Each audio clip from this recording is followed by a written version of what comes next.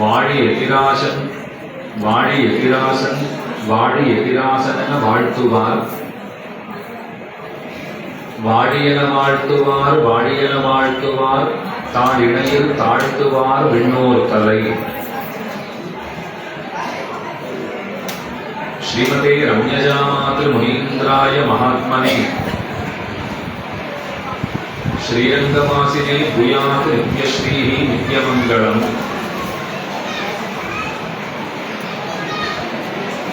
பற்பலமாரியர் நற்கலை நாடப் பரம பதங்கூறுவாய்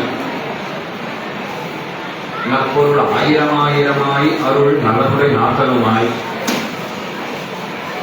நற்புகழ் வேதியர் நான்மறைவாணர்கள் நாடொரும் போற்றி நிற்ப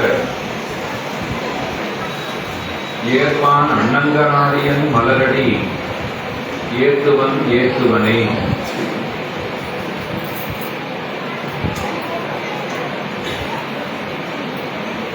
ஸ்ரீ வைஷ்ணவ சம்பிரதாயத்திலே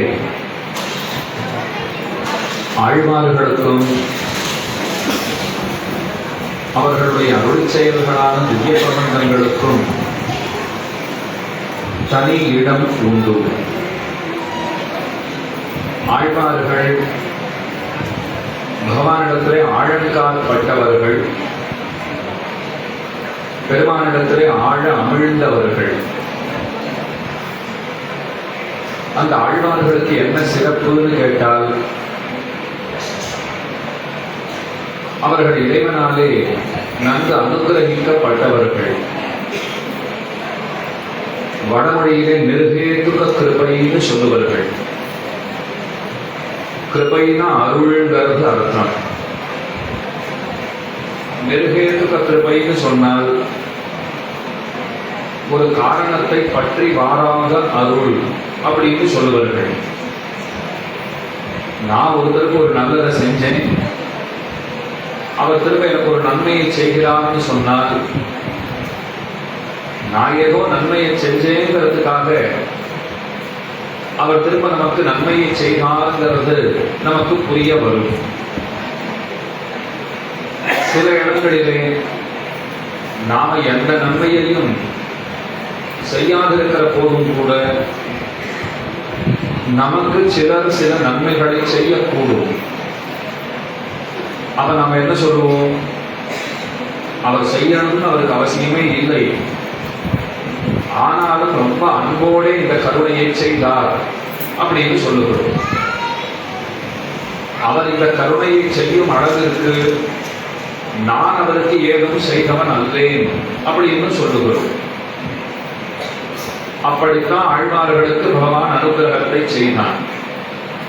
அதனால இந்த வடமொழி சொல்லை நீங்கள் நினைவிலே வைத்துக் கொள்ள வேண்டும்.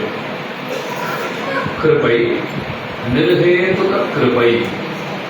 எந்த ஹேதுவும் கிடையாது, எந்த காரணமும் கிடையாது, இயற்கையான இன்னருள்னு சொல்லுவார்கள். அது ஏதோ பெருமானுடைய கருணை ஆழ்வார்களிடத்திலே வெள்ளம் விட்டது. ஆழ்வார்கள் ரிஷிகளை காட்டிலும் உயர்ந்தவர்களாக சொல்லப்படுகிறார்கள்.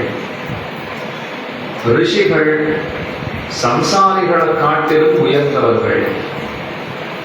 சம்சாரிகளுக்கு என்ன குறைன்னு கேட்டால், இந்த தேகத்தையே ஆத்மாவாக பிரமித்திருப்பவர்கள்.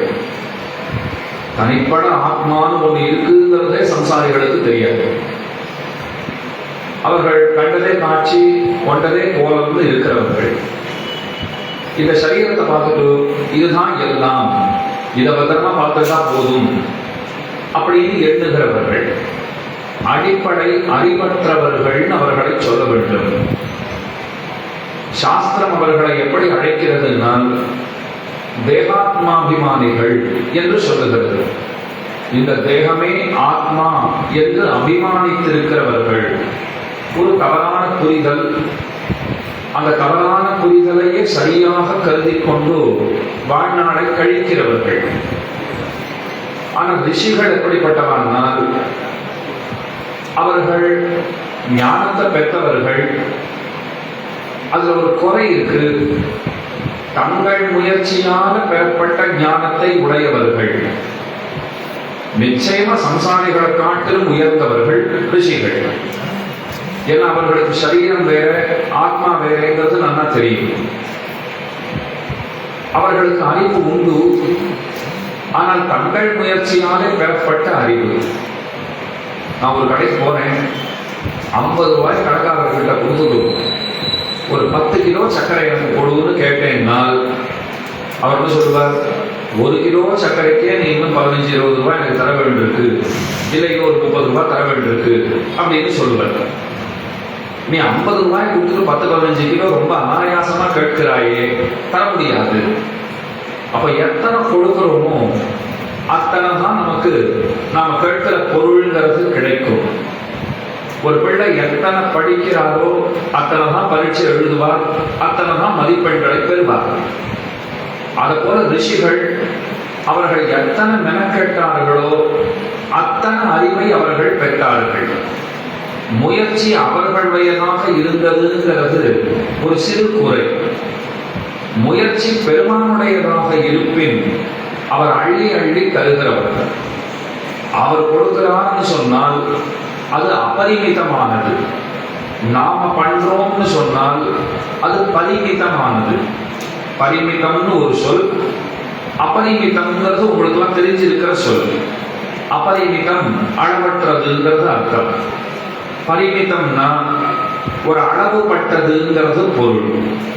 அப்ப ரிஷிகள் பெற்ற ஞானம்ங்கிறது அளவுபட்டிருக்கிற ஞானம். இது ஏதோ ரிஷிகளை நாம் குறைவா சொல்றோங்கிறது அர்த்தம் கிடையாது. பகவானுடைய அந்த இயற்கையான இன்னருள், அதனுடைய மகத்துவத்தை நாம் புரிந்து கொள்ள வேண்டும். ஆழ்வார்களிடத்துல பகவான் காட்டிய அன்புங்கிறதுக்கு வரும். அவன் எந்த காரணத்தையும் ஆராயவில்லை. இவா என்ன வச்சுக்கிட்டு இருக்கா, கையில் 50 ரூபாய் இருக்கா 100 ரூபாய் இருக்கா, அதுக்கு தகுதியான சர்க்கரையத்தான் நாம கொடுக்கணுமா அப்படின்னா பார்க்கவே இல்லை. மூட்டை மூட்டையா சர்க்கரையா அவர்கள் இடத்துல கொடுத்துதான் பெருமாள். அவன் கேட்டா எதுக்குன்னா, என்னமோ ஆசையா இருக்கு, நல்ல மூட்ல இருக்கேன், கொடுத்துருக்கேன், வச்சுக்கோங்க. அதனாலதான் ஆழ்வார்களுக்கு சிறப்பு. அப்ப சம்சாரிகளை காட்டிலும் ரிஷிகள் உயர்ந்தவர்கள், ரிஷிகளை காட்டிலும் ஆழ்வார்கள் உயர்ந்தவர்கள் பார்த்துட்டோம். ஒரு கேள்வி வந்தது, அந்த ஆழ்வார்களுக்குள்ளே உயர்ந்தவர் யார் அப்படின்னு கேள்வி. ஆழ்வார்கள் 10 பேர் பிறந்தார்கள். இந்த மதுரவி ஆழ்வாரையும் ஆண்டாளையும் சேர்த்துட்டோம்னா 12 அப்படின்னு கணக்கெடுகிறோம். பொய்கையார் புதத்தார் பேயார் புகழ்மிழிசை ஐயன் அருள்மாறன் சேரலதுவோன் துய்யபட்டநாத நண்பர்நாள் கூடி நற்பானன் நன்கனியன் ஈதிவர் தோற்ற தலைமாமைக்கு என்று உபதேசத்தினாலேயே பாசுரம். ஆழ்வார்கள் 10 பேர் அவதரித்தார்கள். இதுல பெரியவர்னு யாரை சொல்ல வேண்டும் அப்படின்னா, முதல்ல பிறந்தவர் எங்க காஞ்சிபுரத்திலே அவதரித்தவர் பொய்கை ஆழ்வார். அவர் தான் முதலிலே பிறந்தவர். அப்ப அவரை தான் பெரியவர்னு சொல்ல வேண்டும். பெரிய ஆழ்வார் அப்படின்னு அவருக்கு தான் பெயர் இருக்க வேண்டும். ஆனா அவருக்கு பெரிய ஆழ்வார்ங்கிற பெயர் இல்லை. சரி, ஆழ்வார்களிலே நாயகராக இருப்பவர் 1032 பாசுரங்கள் கொண்டிருக்கிற பெரிய திவ்ய பிரபந்தம் திருவாய்மொழியை பாடி கொடுத்தவர், 4 வேதங்களையும் தமிழ் செய்தவர், நம்மாழ்வார்னு கொண்டாடப்படுகிறவர். அவர் தான் அணி தலைவராக இருக்கார். அவருக்கு பெரியாழ்வார்னு பேர் இருக்காருனால் அவருக்கும் அந்த பெயர் இல்லை. சரி, அடுத்தது கடைக்குட்டி ஆழ்வார், திருவங்கை ஆழ்வார். அவர் போகாத திவ்ய தேசங்களே இல்லை. சுமாரா 86-87 திவ்ய தேசங்களுக்கு சென்று அங்குரையும் எம்பெருமான்களை பாடி மகிழ்வித்தவர். நிறைய பிரபந்தங்களும் அவர் தான் அருளி செய்திருக்கிறார். 6 திவ்ய பிரபந்தங்களை நம் பொருட்டும் அளித்தவர் அவர். அப்ப அவருக்கு பெரியாழ்வாருங்கிற பெயர் அது சால பொருத்தமாக அமைந்திருக்கும். ஆனா அவருக்கு அந்த பெயர் இருப்பதாக நமக்கு அறியப்பெறவில்லை. அப்ப யாருக்கு தான் பெரியாழ்வார் பெயர் இருக்குன்னா, ஆழ்வார்களிலே 7ஆமவராக பிறந்தவர் ஒருவர், அவருக்கு தான் பெரியாழ்வார்னு பேர். அவருக்கு என்ன சிறப்புனால், இப்ப சம்சாரிகளோட ஒப்பிட்டால் ருஷிகள் உயர்ந்தவர்கள். சம்சாரிகள் எப்படிப்பட்டவர்கள்னால் ஒரு பரமாணுவை போல இருக்கிறதா, ஒரு ரொம்ப சிறிய ஆட்டம், அந்த அளவுக்கு தான் சம்சாரிகள் வச்சுக்கோங்களேன். ரிஷிகளை பார்த்தா சம்சாரிகளுக்கு எப்படி தெரிகிறான்னா, பெரிய பர்வதமாட்டம் தெரியுதான். ஒரு அணு மலையை பார்த்தா எப்படி இருக்கும், அப்படித்தான் சம்சாரிகள் ரிஷிகளை பார்க்கிறார்கள். ரிஷிகள் ஆழ்வார்கள் எப்படி பார்க்கிறான்னா, இப்ப ரிஷிகள் எல்லாம் அணுக்கள் ஆட்டம் ஆயிட்டான். ஆழ்வார்கள் எல்லாம் பெரிய பர்வதமாட்டம் இருக்கா. இப்ப ஆழ்வார்களிலே வைத்துக் கொண்டு மத்தைய ஆழ்வார்கள் பெரிய ஆழ்வாரை எப்படி பார்க்கிறார்னா, மத்தைய ஆழ்வார்கள் எல்லாம் அணுக்களாட்டம் ஆழ்றாளாம். பெரிய ஆழ்வார் பெரிய பர்வதமாட்டம் இருக்கா, மலையாட்டம் இருக்கார்.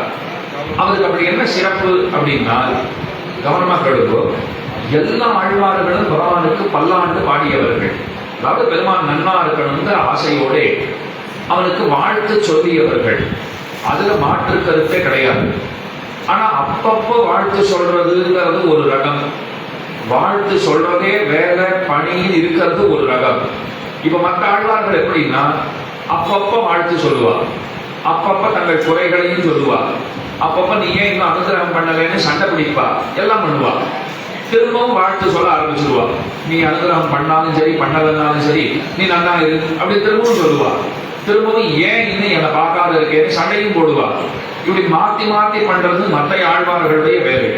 இந்த பெரிய ஆழ்வாருடைய பணி என்னன்னா, அவர் அறிந்ததெல்லாம் பல்லாண்டு பாடுவதுதான். அவர் பகவானை பார்த்துட்டாலே நீ நல்லா அதுன்னு சொல்ல ஆரம்பிச்சிருவார். அதனாலதான் திருப்பல்லாண்டுங்கிற ஒரு உயர்ந்த திவ்ய பிரபந்தம் அது பெரியாழ்வாராலே நமக்கு நல்கப்பட்டிருக்கிறது. அந்த திவ்ய கிரந்தத்துக்கே பேரு பல்லாண்டு பேரு. ஏன்னா அந்த பிரபந்தமே பல்லாண்டு பல்லாண்டு பல்லாயிரத்தாண்டு பல கோடி 100,000 பல்லாண்டு தின்தோள் மணிவண்ணா உன் சேவை சொல்லி திருக்காப்பு அப்படின்னு ஆரம்பித்து சூழ்ந்திருந்தேத்துவர் பல்லாண்டே முடிக்கிறார். அதனால எப்பவும் பல்லாண்டு பாடுறோம். அதனாலதான் அவருக்கு பெரியாழ்வார்ங்கிற பேரே ஏற்பட்டது. எதனாலே பெரியாழ்வார்னால், மற்ற ஆழ்வார்கள் எல்லாம் அப்பப்ப பல்லாண்டு பாடுவார்.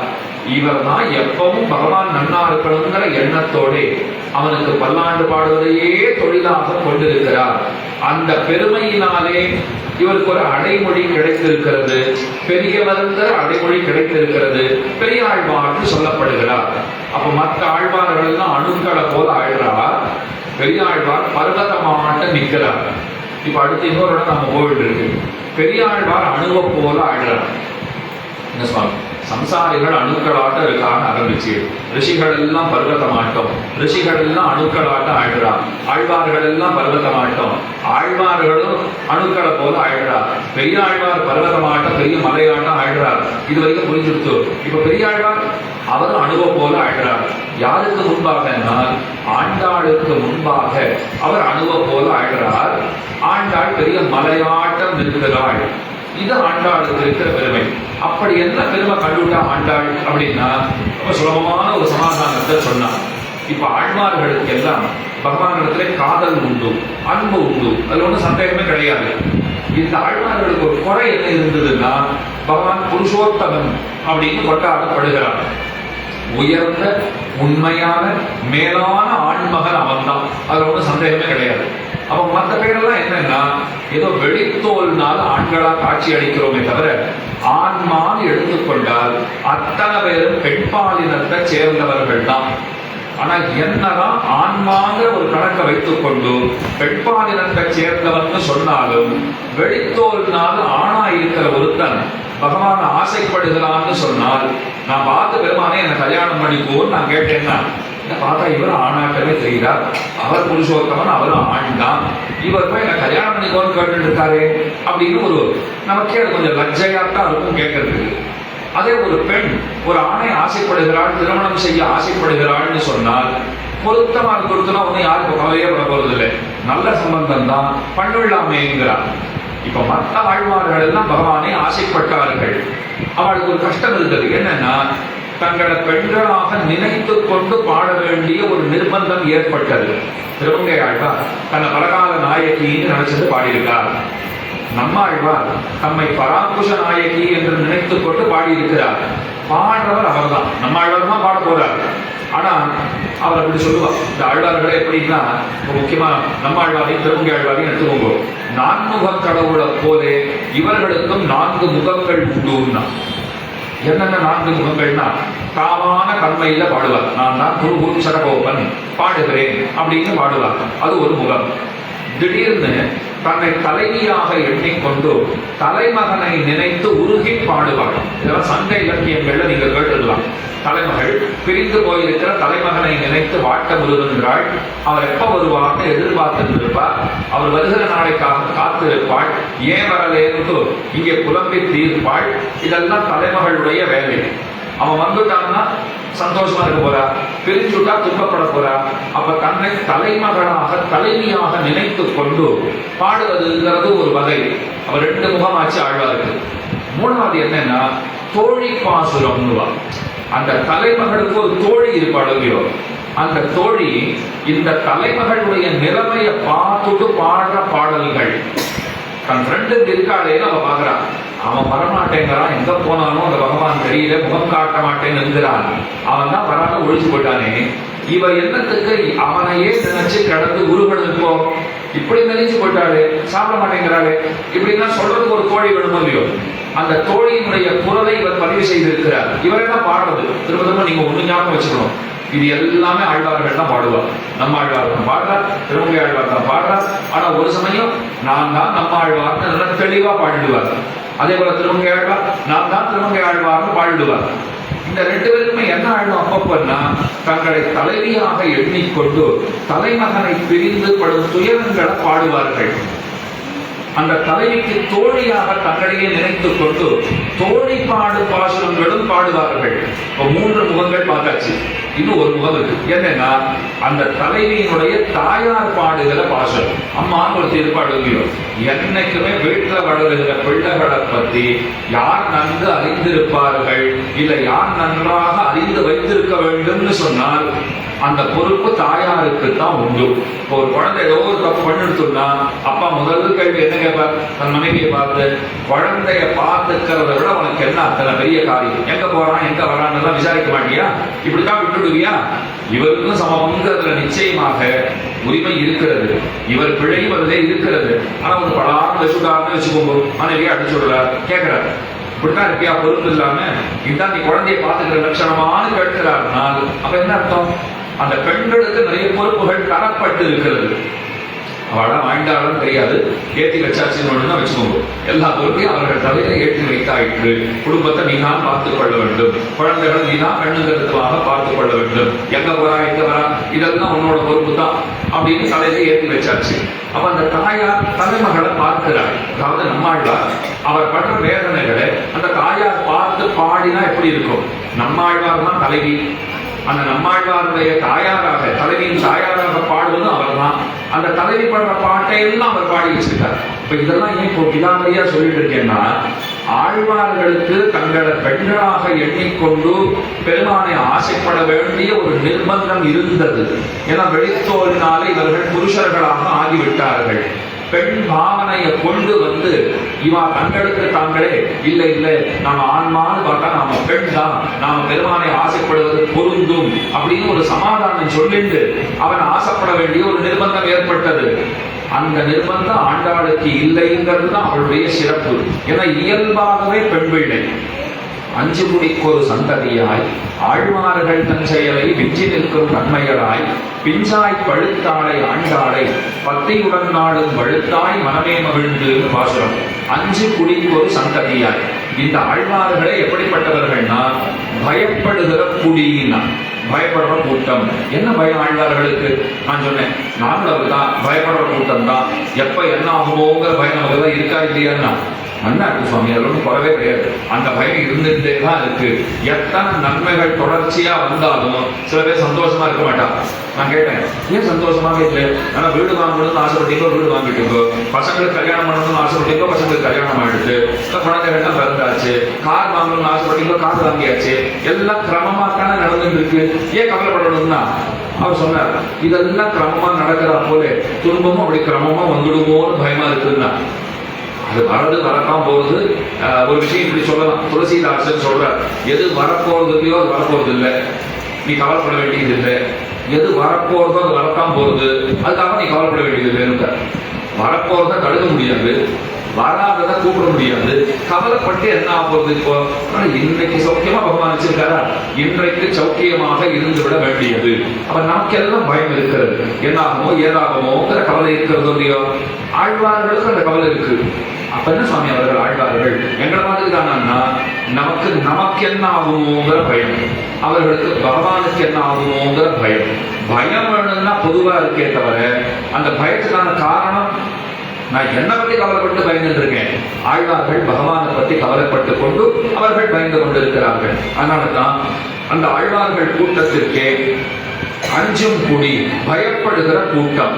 மொத்த பேரும் ஆண் பிள்ளைகள், அதுல ஒரே ஒரு பெண் பிள்ளையாக பிறந்தவள் ஆண்டாள் நாச்சியார். அஞ்சு குடிக்கு ஒரு சந்ததியார் ஆழ்வார்கள் கஞ்சையரை வெஞ்சி நிற்கும் தன்மையராய் பிஞ்சாய் பழுத்தாளை ஆண்டாளை பத்தியுடன் நாடும் பழுத்தாய் மனமே மகிழ்ந்து.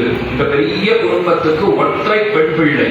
நல்லா கேட்டுக்கோங்க, அந்த ஒற்றை பெண் பிள்ளைக்கு கல்யாணம் பண்ணி கொடுக்குறான்னு வச்சுக்கோங்க. குடும்பம் பெருசு, 10 பேர் இருக்காங்க ஆழ்வார்கள். 10 பேர்ல பெரிய ஆழ்வார் தகப்பனாரா இருக்கார்.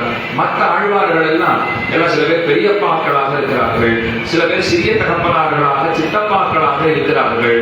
குடும்பத்துக்கே ஒரே ஒரு பெண் பிள்ளை, ஒத்துமையான குடும்பம். நாளை கல்யாணம் பண்ணி பெண்ணை அனுப்புகிறார்கள்னு சொன்னால் இத்தனை பெரியப்பா சித்தப்பாக்கள் இருக்கிற போது போட்டி போட்டு சீதனம் எல்லாம் கொடுக்க மாட்டார்களா? அந்த குழந்தையை சந்தோஷமாக அனுப்பி வைக்க மாட்டார்களா? ஆண்டாளுக்கும் கொடுத்தார்கள். என்ன கொடுத்தார்கள் மற்ற ஆழ்வார்கள்னா, இவா கிட்ட இருக்கிறதெல்லாம் ஞானம், பக்தி, வைராக்கியம், இந்த செல்வங்கள் தான். ஏதோ அந்த பெண்ணுக்கு அங்க ஒரு 4 வீடு வாங்கி கொடுத்தேன், அண்ணா நகர்ல 2 வீடு வாங்கி கொடுத்தேன், கோடம்பாக்கத்துல வீடு வாங்கி கொடுத்தேன், இதெல்லாம் கிடையாது. இவா கிட்ட இருக்கிற செல்வம் என்ன? நிறைய அன்பு, பகவான் கிட்ட அந்த பக்திங்கிறது இருக்கிறது, ஞானம் இருக்கிறது, நல்லறிவு இருக்கிறது, அது மேல வைராக்கியம் இருக்கிறது. வைராக்கியம்னா என்ன அர்த்தம்னா ஒரு பற்றின்மைன்னு சொல்லலாம். எதுவும் இது வேணவே வேணுங்கிறது இல்லை. சில பேர் கிட்ட அப்படி சொல்லுவாங்க, உங்களுக்கு காஃபி சாப்பிட்ற வழக்கம் உண்டா அப்படின்னா, சாப்பிடுவேன் ஆனா கண்டிப்பா வேணுங்கிறது கிடையாது. சில பேர் என்ன சொல்லுவாங்க, அதனது வேணுங்கிறது கிடையாது, அது ஏற்றிட்டா தான் வண்டியே ஓடும், அது முதல்ல தேவை. காத்தால எடுத்த உடனே காஃபி சாப்பிட்டா தான் வேலையே ஓடும், பெட்ரோல் போட்டா தான் வண்டி ஓடுங்க. அப்ப சில பேருக்கு அது கண்டிப்பா வேணும்னு இருக்கா. சில பேர் என்ன சொல்றா, அது ஒன்றும் தேவைங்கிறது கிடையாது, இருந்தா அதை குடிக்க போறேன், இல்லைன்னா எனக்கு ஒன்றும் பிரச்சனை இல்லை அப்படின்னு சொல்றாங்க. அப்ப வைராக்கியம்ங்கிறது என்னன்னா, இல்லைன்னா கவலைப்படுறது இல்லை, இருக்குங்கிறதுக்காக பெரிய அபிமானமும் கிடையாது. அப்படியே ரொம்ப பட்டாக்கோபமா இருக்கணுமா, கையில வச்சுட்டு இருக்கேங்கிறதுக்காக அதுவும் கிடையாது. இன்னைக்கு இருக்கா இருந்துட்டு போறது, நாளைக்கு இல்லையா அதை பத்தி கவலை இல்லை. அதுதான் வைராக்கியம். முக்கியமா எதனிடத்திலையும் நமக்கு தேவையில்லாத பற்றுங்கிறது கூடாது, அது வைராக்கியம். ஆழ்வார்களிடத்துல இதெல்லாம் நிறைய இருக்கு. ஆண்டாள் கிட்ட ஏற்கனவே ஞான பக்தி வைராக்கியம் எல்லாம் இருக்கு, ஒன்னும் குறை கிடையாது. சாட்சாத்து பூமி பிராட்டியினுடைய அவதாரம். இன்னோ திருவாடி கூறம் எமக்காக நோய் இங்கு ஆண்டாள் அவதரித்தாள். இந்த உலகத்திலே ஸ்ரீவில்லிபுத்தூரிலே திருவாடிக்கூற நன்னாளிலே ஆண்டாள் அவதரித்தாள். திருவாடிக்கூற நன்னாளிலே வந்து தோன்றினாள். ஒரு ஆடி மாசம் பூர்வ பல்குனிங்கிற திருப்பூர நன்னாள். அந்த நாளிலே ஆண்டாளுடைய அவதாரம். அவள் யாருன்னால் சாட்சாத்து பூமி பிராட்டியினுடைய அவதாரம். சாட்சாத்து க்ஷமாம் கருணையா கமலாமிமான்யாம்னு வேதாந்த தேசிகன் பாடுகிறார். பூமிக்கே க்ஷமான்னு ஒரு பேர் உண்டு. அது என்ன க்ஷமானா பொறுமை, அகழ்வாரை தாங்கும் நிலம்னு குரலாசிரியர் பாடுறார். பூமியினுடைய இயல்பு என்னன்னா பொறுமைக்கு பூமாதேவின்னு சொல்லுவார்கள். அத்தனை பொறுமையோட இருக்காள் இல்லையோ. அந்த பொறுமையை வடமொழியில மொழிபெயர்த்தோம்னா அதற்கு க்ஷமான்னு பேர். அதனால பூமிக்கு க்ஷமாங்கிற பெயர் உண்டு. அதனாலதான் தேசிகன் பாடினார் சாட்சாத்து க்ஷமாம், சாட்சாத்து பூமியே ஆண்டாளாக திருவதரித்தாள். கருணையா கமலாமிமான்யாம். வெறும் பூமி பிராட்டி நினைச்சுக்காதீங்கோ, கருணை முதலான குணங்களை இட்டு பார்த்தால் சாட்சாத்து ஸ்ரீ மகாலட்சுமியே வந்து பிறந்தாளோ என்று சொல்லும்படியான வைபவம் ஆண்டாள் நாச்சியாருடைய வைபவம். அப்ப பூமி பிராட்டியினுடைய அவதாரம். திருவாடிக்கூற நன்னாளிலே அவதரித்தாள். புண்ணாத வைகுண்டவான் போகன் தன்னை இகழ்ந்து. வைகுண்டத்துல ஏதாவது கொலை உண்டா? ஒரு கொலை கிடையாது. ஆனா அதை வேண்டான்னு வந்துட்டாள். இந்த பராசர பட்டர் ஸ்ரீகுணரத்ன கோஷம்ங்கிற ஸ்தோத்திரத்திலே ரொம்ப அழகா தாயாரை பார்த்து சொல்றார். தாயாரை பார்த்து கேட்கிறார், உனக்கு பிறந்தகம் பிடிக்குமான்னு கேட்டார். தாயார் பதில் சொன்னார், எந்த பெண் தான் பிறந்தகம் பிடிக்காதுன்னு சொல்லுவார்? பிறந்தகம்னு சொன்னாலே அப்படியே பழைய காலத்துக்கு போயிடுறாரு இல்லையோ, அப்ப எப்படிதான் இருந்தோம் தெரியுமா அப்படின்னு அந்த ஆசையெல்லாம், அந்த நிகழ்வுகளை எல்லாம் ஆசை போட்டு கொண்டு திரும்ப மனசு ஆசைப்படும். அந்த காலம் திரும்ப வராதா அப்படின்னு பெண்மணிகளுக்கு பிறந்தகம்னாலே ரொம்ப பிடிக்கும். பிறந்தகத்தை பத்தி 1-2 வார்த்தைகளை பேசினாலும் இங்க இருக்கிறவங்க முக்கியமா கணவன் என்ன சொல்லுவார், ஒரு பிறந்தகத்து பெருமையெல்லாம் நீ சொன்னதெல்லாம் போதும் அப்படின்னு வாயிட சொல்லுவார். அப்ப பிறந்தகம் எல்லா பெண்களுக்கும் பிடித்தமானது. தாயாருக்கு ஏது பிறந்தகம்னால் அவள் க்ஷீரசாகரத்திலிருந்து தோன்றியவள், திருப்பாற்கடலில் இருந்து தோன்றியவள், ரொம்ப பிடித்தமான இடம். அடுத்து பராசரப்பட்டர் கேட்டார், புகுந்த வீடு பிடிக்குமான்னு கேட்டார். ஸ்ரீவைகுண்டம் அதுவும் ரொம்ப பிடிக்குமே, ஒன்றும் குறை கிடையாது. அப்ப இந்த 2 இடம் தான் உனக்கு பிடித்தமான இடமானா அவரே போடா போட்டுட்டா, இல்லவே எனக்கு ஸ்ரீரங்கம் தான் பிடிக்கும். ஏன் ஸ்ரீரங்கத்துக்கு என்ன விசேஷம்னா என் குழந்தைகள் இருக்கிற இடம் அதுதானே. அவ தாயாருக்கு தன்னுடைய பிறந்தகத்தை காட்டிலும் தன்னுடைய புகுந்த வீட்டை காட்டிலும் குழந்தைகள் இருக்கிற இடம்னு சொல்லிட்டா அந்த குழந்தைகள் காரணமாகவே அந்த இடம் பிடித்தமானதாக ஆகிவிடுகிறது இல்லையா. குழந்தைகளை பிடிக்கும், அதனாலே அந்த இடம் பிடிச்சுதான் ஆயிடுறது. குழந்தைகள் இருக்கிற இடம் எனக்கு பிடிச்சிருக்கு அவ்வளவுதான் அப்படின்னு ஒரு தாயாரும் சொல்றாள் இல்லையோ. அப்படித்தான் ஸ்ரீரங்க நாச்சியாரும் சொல்லுகிறாள். அப்படித்தான் பூமி பிராட்டியும் பரமபதநாதனை விட்டுட்டு வைகுண்டத்தை விட்டுட்டு இங்கே ஸ்ரீவில்லிபுத்தூரிலே வந்து அவதரித்தாள். பெரியாழ்வார் பெற்றெடுத்த பெண் பிள்ளையானாள்ங்கிறது அவளுக்கு இருக்கிற ஏத்தம். ஒரு குழந்தை ஆண்டாள் நாச்சியார், அவள் பிறந்திருக்கிறாள். ஆடி மாசம் பூர நாளிலே அவதரித்திருக்கிறாள்னு பேரை சொன்னேன். பெரியாழ்வாருடைய ஒரு அழகான நந்தவனம், அதுல துளசி செடிக்கு பாத்தி கட்ட வேண்டும் அவர் போகிறார். ஒரு குழந்தையினுடைய அழுகுரல் கேட்கிறது அல்லது ஒரு சிணுங்கல் கேட்கிறது, என்னன்னு தெரியலையே போய் பார்க்கிறார். ரொம்ப ஆச்சரியமா ஒரு பெண் குழந்தை கிடப்பதை பார்த்தார். ஒரு பசியன் சோற்ற கண்டார் போல அவருக்கு ஆனந்தம். ஆஹா, எல்லா லட்சணங்களோடு இருக்கிற ஒரு பெண் குழந்தையை பார்த்திருக்கிறோம், நாமே எடுத்து வளர்க்க கடவோம் என்ற ஆசையோடு அந்த குழந்தையை கையில் எடுத்தார். உச்சி மோந்தார், முத்தமிட்டார். என்ன பெயர் வைக்கலாம்னு பார்த்தார். நல்லா சுருள் சுருளா முடியிருந்தது வரைக்கும் சுருப்பார் குழற்கோதையில் பேர் வச்சார். ஆண்டாளுடைய இயற்பெயர் என்ன அப்படின்னா ஆதார் கார்டுல எழுதினா கொஞ்சம் கட்டம் தான் வச்சுக்கோங்க. சுருப்பார் குழற்கோதை அதுதான் அவளுடைய பெயர். அந்த அழகான பெயரை சூட்டினார். வடமொழியிலே கோதான்னு சொல்லுவார்கள். அது என்ன கோதா? கோதான்னு சொன்னால் அதற்கு ரொம்ப அழகான பொருள்கள் எல்லாம் உண்டு. மாலைங்கிறது ஒரு பொருள். ஆண்டாளே மாலையை போல இருக்கிறாள், அதனாலே கோதை. இன்னொன்னு, தான் சூடி கலைந்த மாலைகளை பெருமானுக்கு சமர்ப்பித்தவள், அதனாலே கோதான்னு சொல்லப்படுகிறாள். அடுத்த காரணம் சொன்னால் கோதா அப்படின்னு சொன்னால் நல்ல ஸ்ரீசூக்திகளை தந்தவள். உயர்ந்த வாக்குகளை, ஸ்ரீசூக்திகளை அவள் தான் நம் பொருட்டு கொடுத்திருக்கிறாள். திருப்பாவைங்கிற திவ்ய பிரபந்தம் பாடி கொடுக்கிறார்.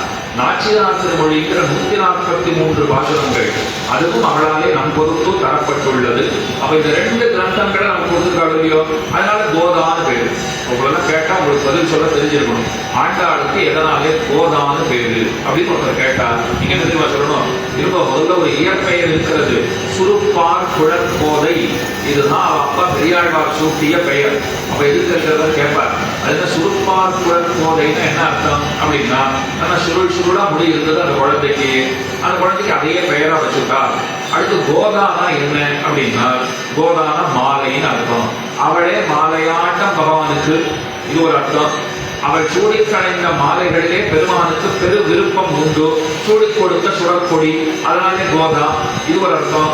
முக்கியமா ஸ்ரீசூக்திகளை தந்தவள். ஸ்ரீசூக்திகள் அப்படின்னால் நம்முடைய வாழ்க்கையை மேம்படுத்திக் கொள்ள, ஆன்மாவை மேம்படுத்திக் கொள்ள உயர்ந்த வாக்குகளை கொடுத்தவள். திருப்பாவனாச்சியார் கொடுத்துக்காடுலையோ, அதனாலே கோதான பேரு. இதெல்லாம் நினைவிலே வைத்துக் கொள்ள வேண்டும். அந்த குழந்தையை பெரியாழ்வார் நன்கு வளர்த்து வரலானார். நாள்தோறும் பெருமானுடைய கதைகளை சொல்லியே வளர்க்கிறார். ராமனுடைய கதைகளையும் சொல்லுவார், கிருஷ்ணனுடைய கதைகளையும் சொல்லுவார், கண்ணன் கதைகளை சொல்லி அந்த குழந்தைக்கு இவர் அதை போதிக்கும் போது மட்டும் ஆண்டாளுடைய திருமுக மண்டலம் அத்தனை பிரகாசமா இருக்குமா. புரிஞ்சுக்கிட்டார். குழந்தைக்கு கண்ணன் சரித்திரம் தான் ரொம்ப பிடிச்சிருக்கு போலுக்கு, அதையே நிறைய சொல்லி வர கடவோம் அப்படின்னு கிருஷ்ண சரித்திரத்தையே சொல்லிக் கொண்டு வருகிறார். அது நாடாவட்டத்துல என்ன ஆகி போச்சுன்னா, அந்த பெண் குழந்தை தான் மனம் புரிந்தால் கண்ணனையே மணப்பதுன்னு ஒரு திடமான உறுதி பூண்டாள். மனசு கூட சொல்லி வச்சுக்கிட்டா, கல்யாணம்னு ஒண்ணு பண்ணிட்டா கண்ணனோடு தான் கல்யாணம். ஆரம்பத்துல பெரியாழ்வார் என்ன நினைச்சிருந்தார், ஏதோ சின்ன குழந்தை விளையாட்டா சொல்றது இதெல்லாம் நடக்கிற காரியமானு நினைச்சிருந்தார். ஆனா நாளாக நாளாக அந்த குழந்தைக்கு இருக்கிற உறுதிப்பாட்டை அவர் பார்த்துட்டார். ஓ, இத்தனை உறுதியா இருக்க அந்த குழந்தை அப்படின்னு பார்த்து வியந்தார். எப்படி மனசை மாத்துறதுன்னு அவர் நினைச்சிட்டு இருக்கார். அவன் என்ன நினைச்சிருக்கா, கண்ணன் மனசை எப்படி மாற்றி நாம கல்யாணம் பண்ணி கொள்வது. அப்பா பொண்ணு 2 பேருமே ஒரே விஷயத்தை தான் நினைச்சிட்டு இருக்கா, மனசை மாத்துறது எப்படி. அதை எப்படி நினைச்சிருக்காங்க, ஆண்டாளை கேட்டா கண்ணன் மனசை எப்படி மாத்துறது, என்ன அவன் பார்க்கணும், என்ன விரும்பணும், கல்யாணம் பண்ணிக்கணும், அவன் மனசை மாத்துறது எப்படி என்று ஆண்டாள் பார்க்கிறாள். இவ கண்ணனையே நினைச்சிருக்காளே, இவள் மனசை மாற்றி ஒரு நாட்டு மானிடனுக்கு கல்யாணம் செய்து வைத்து விட வேண்டும் அப்படின்னு லோகத்தில் இருக்கிற ஒரு சம்சாரி ஒரு புருஷனுக்கு கல்யாணம் பண்ணி வைக்க வேண்டும். அதுதான் மானிடை வாழ்வம் வானவர்க்கு மறையவர் வேள்வியில் வகுத்த வகை கானிடை தெரிவதோர் நரிவு கொண்டு கடப்பதும் மோப்பதும் செய்வதொப்ப ஊனிடையாடி சங்குத்தவர்க்கென்று உன்னிக்கழுங்கலன் பரவல்கள் மானிடவர்க்கென்று பேச்சுப்படி வாழவில்லேன் கண்டாய் மன்மதனே. முதல்ல ஆண்டாள் நாச்சியார் திருமொழியிலே பாடுகிறாள். மானிடை வாழும் வானவர்க்கு அழகான அர்த்தம் சொல்றார். தேவர்களின் பொருட்டு ஒரு யாகத்தை பண்றோம்னு வச்சுக்கோங்க. அந்த யாகத்திலே புரோடாசம் அப்படின்னா அவி உணவுன்னு தமிழிலே சொல்லுவார்கள். ரெண்டுமே புரியுதுன்னு இப்போ வேற என்ன சொல்றது தெரியல. புரோடாசம் ஒரு சொல், தமிழ்ல சொன்னா அவி உணவு அப்படின்னு சொல்லுவார்கள். அவிர்பாகங்கிற அளவிலையோ அதை வாங்கிக்கிறதுக்கு தேவர்கள் வருவா ஒரு நம்பிக்கை. தேவர்கள் கண்ணுக்கு தெரியாமல் வருகிறார்கள். அந்தந்த தேவதையை உத்தேசித்து ஸ்வாகான்னு சொல்லி அதில் சேர்க்கிறோம் பாருங்க, அதை அந்தந்த தேவர்கள் பெற்று செல்கிறார்கள். இப்ப அந்த தேவதைகளை உத்தேசித்து வைக்கப்பட்டிருக்கிற அந்த அவி உணவு இருக்கே, பூர்ணாகுதி ஆறுதுன்னு சொன்னா நீங்க எல்லாம் பார்த்துருக்கலாம். ஹோமம் நடக்கிறதுன்னா அதுக்கு முன்னே சக்கர பொங்கல் பொங்கல்லாம் வச்சிருப்பாங்க. அதெல்லாம் மந்திரங்களை சொல்லி அதை சேர்ப்பதுங்கிறது உண்டு. அதைத்தான் அவி உணவுங்கிறோம். அதை பெற்றுக்கொள்வதற்கு தேவர்கள் வருகிறார்கள் நம்பிக்கை. அது என்ன நம்பிக்கை, வருகிறார்கள். அது முழுவதுமாக மனதார நாம் நம்புகிறோம். திரும்ப நம்பிக்கையும் தான் வருது. இருந்தால் அவர்கள் வருகிறார்கள், பெற்று செல்கிறார்கள். அந்த உணவை அதுல ஹோமத்துல சேர்க்கணும்னு வச்சிருக்கிறப்போ அது ஒரு நாயோ நரியோ பக்கத்துல வந்து சுத்தி சுத்தி வந்து மோந்து பார்த்ததுன்னு சொன்னால் அந்த உணவு கெட்டு போனதாக ஆகாதா, அது தேவர்களுக்கு தகுதி இல்லாததாக ஆகிவிடும். இதை ஆண்டாள் சொல்றா. அதை போலத்தான் எண்ணெய் ஒரு சாதாரண மானிடனுக்கு மணமுடிப்பதுன்னு யாராவது பேசினால், மணமுடித்து வைப்பதுங்கிற அளவுக்கு அவ போல மணமுடித்து வைப்பது என்று பேசினாலும் கூட அது எதற்கு சமமானதுன்னு கேட்டால், எப்படி ஒரு அவி உணவை ஒரு நாயோ நரியோ கடப்பதும் மோப்பதும் செய்ததுன்னு சொன்னால் அது பரிசுத்தமற்றதாக ஆகிவிடுகிறதோ, அங்கனமே நானும் பரிசுத்தமற்றவளாக ஆகிவிடுவேன். தாற்பயம் என்ன, என்ன சொல்ல வருகிறாள், நான் பகவானுக்கே ஆட்பட்டவள், அவனுக்காகவே பிறந்தவள், என்னை அவன்தான் கை கொள்ள வேண்டும், வேறு யாருக்காகவும் ஆகேன் என்கிற உறுதிப்பாட்டோடு இருக்கிறாள். சரி, தனக்கு கண்ணனிடத்துல காதல் இருக்கு, அன்பு இருக்கு. அதை போய் அவரிடத்துல சொல்லணும் இல்லையோ. வடபெரும் கோயிலுடைய சந்நிதிக்கு போனாள். ஸ்ரீவில்லிபுத்தூரிலே இன்றைக்கும் காட்சி தருகிற தெய்வம் ஆலிநிலை பெருமானாக பெருமான் சயனித்திருக்கிறார். வடபத்திர சாயின்னு திருநாமம். நேர சந்நிதிக்கு போனாள். பெருமானை பார்த்தாள். உன்னை மிகவும் பிடித்திருக்கிறது, உன்னை மணமுடிப்பதாக நான் எண்ணி இருக்கிறேன், என்ன கல்யாணம் பண்ணிக்கொள்ள உனக்கு சம்மதமானு கேட்டார். அவர் அச்சை நிலையிலே யாரிடத்த வாயை திறந்து பேசுறதே கிடையாது. கோயிலுக்கு போறோம், தரிசனம் பண்ணுகிறோம், கையை இப்படி காண்பிச்சு அபயம்னு கொடுக்கிறார். அது ஒன்றும் சந்தேகம் இல்லை. நன்றாக கவலைப்படாதே அப்படின்னு பேசாமல் பேசுகிறார். வாயை திறந்து நிச்சயமா பேசுறாரான்னா நிச்சயமா பேசுறது இல்லைன்னு நமக்கு தெரியும். அதனால ஆண்டாளிடத்தும் அவர் ஏதும் பேசவே இல்லை. ஆண்டாள் என்ன நினைச்சுட்டார், ஒருவேளை அவர் தராதரம் பார்க்கிறார் போல் இருக்கு. அவர் மனசுல என்ன எண்ணம் இருக்குன்னா, நாம எத்தனை பெரிய தெய்வம், எவனெல்லாம் தன்னை தெய்வம் என்று எண்ணிக்கொண்டிருக்கிறானோ அவனவனுக்கெல்லாம் மேலான தெய்வம் நான். என்ன போய் ஒரு சாதாரண பெண் பிள்ளை, ஒரு ஏழை அங்கனருடைய சிறுமி, அவ வந்து நான் அவனை ஆசைப்படுறேன், கல்யாணம் பண்ணிக்கிறேன் அப்படின்னு ஆசைப்படுறேன்னு சொல்றாளே, இதெல்லாம் பொருந்தாது, இது பொருந்தா கல்யாணம் அப்படின்னு பகவான் ஒருவேளை அவருடைய அளவுக்கு நாம இல்லைன்னு பாராமுகமாக இருக்கிறாரோ அப்படின்னு கவலை ஏற்பட்டது. மெதுவா பெருமானத்துல போட்டு கையில விசிறி எடுத்து விசிற ஆரம்பித்தாள். உனக்கு நான் என்ன திருவாலவட்டம் எடுத்து காற்றை பரிமாறுகிறேன், உனக்கு வேண்டிய தொண்டுகள் எல்லாம் செய்வேன் அப்படின்னு சொன்ன உடனே அப்போதும் அவர் பேசவே இல்லை. என்ன பிரயத்னம் பண்ணினாலும் அவர் வாயை திறந்து, ஆகட்டும் நீ கவலைப்படாது, தகுந்த நேரம் வரும்போதும் நான் வந்து உன்னை திருமணம் செய்து கொள்கிறேன்னு சொல்லணுமா வேண்டாமா? சொல்லல. ஆண்டாள் அழுது கொண்டே வெளியிலே வருகிறாள். கண்ணை கசக்கி கொண்டு வந்தாள். வெளியில சில பெரியவர்கள்லாம் உட்கார்ந்து இருந்தார். அவ பார்த்து சொல்றா, சாதாரணமா நாங்க கோயிலுக்கு போகிறச்ச அழுதுட்டு போனவாழ பார்த்துருக்கோம், வரச்சே இன்முகத்தோட வருவார்கள். ஏன்னா எல்லா காரத்தையும் அவன் கிட்ட இறங்கியாச்சு, அவன் பார்த்து கொள்ள வேண்டியது அப்படின்னு சந்தோஷமா வருவான். கோயிலுக்கு போச்சே சோகமா போனா கூட வரும்போது சந்தோஷமாகத்தான் வர வேண்டும். நீ மாத்தி பண்றியே, போச்சே சந்தோஷமா ஓடி ஆடிட்டு போனேன், வரச்சே அழுதுட்டே வரையே ஏன்னு கேட்டான்.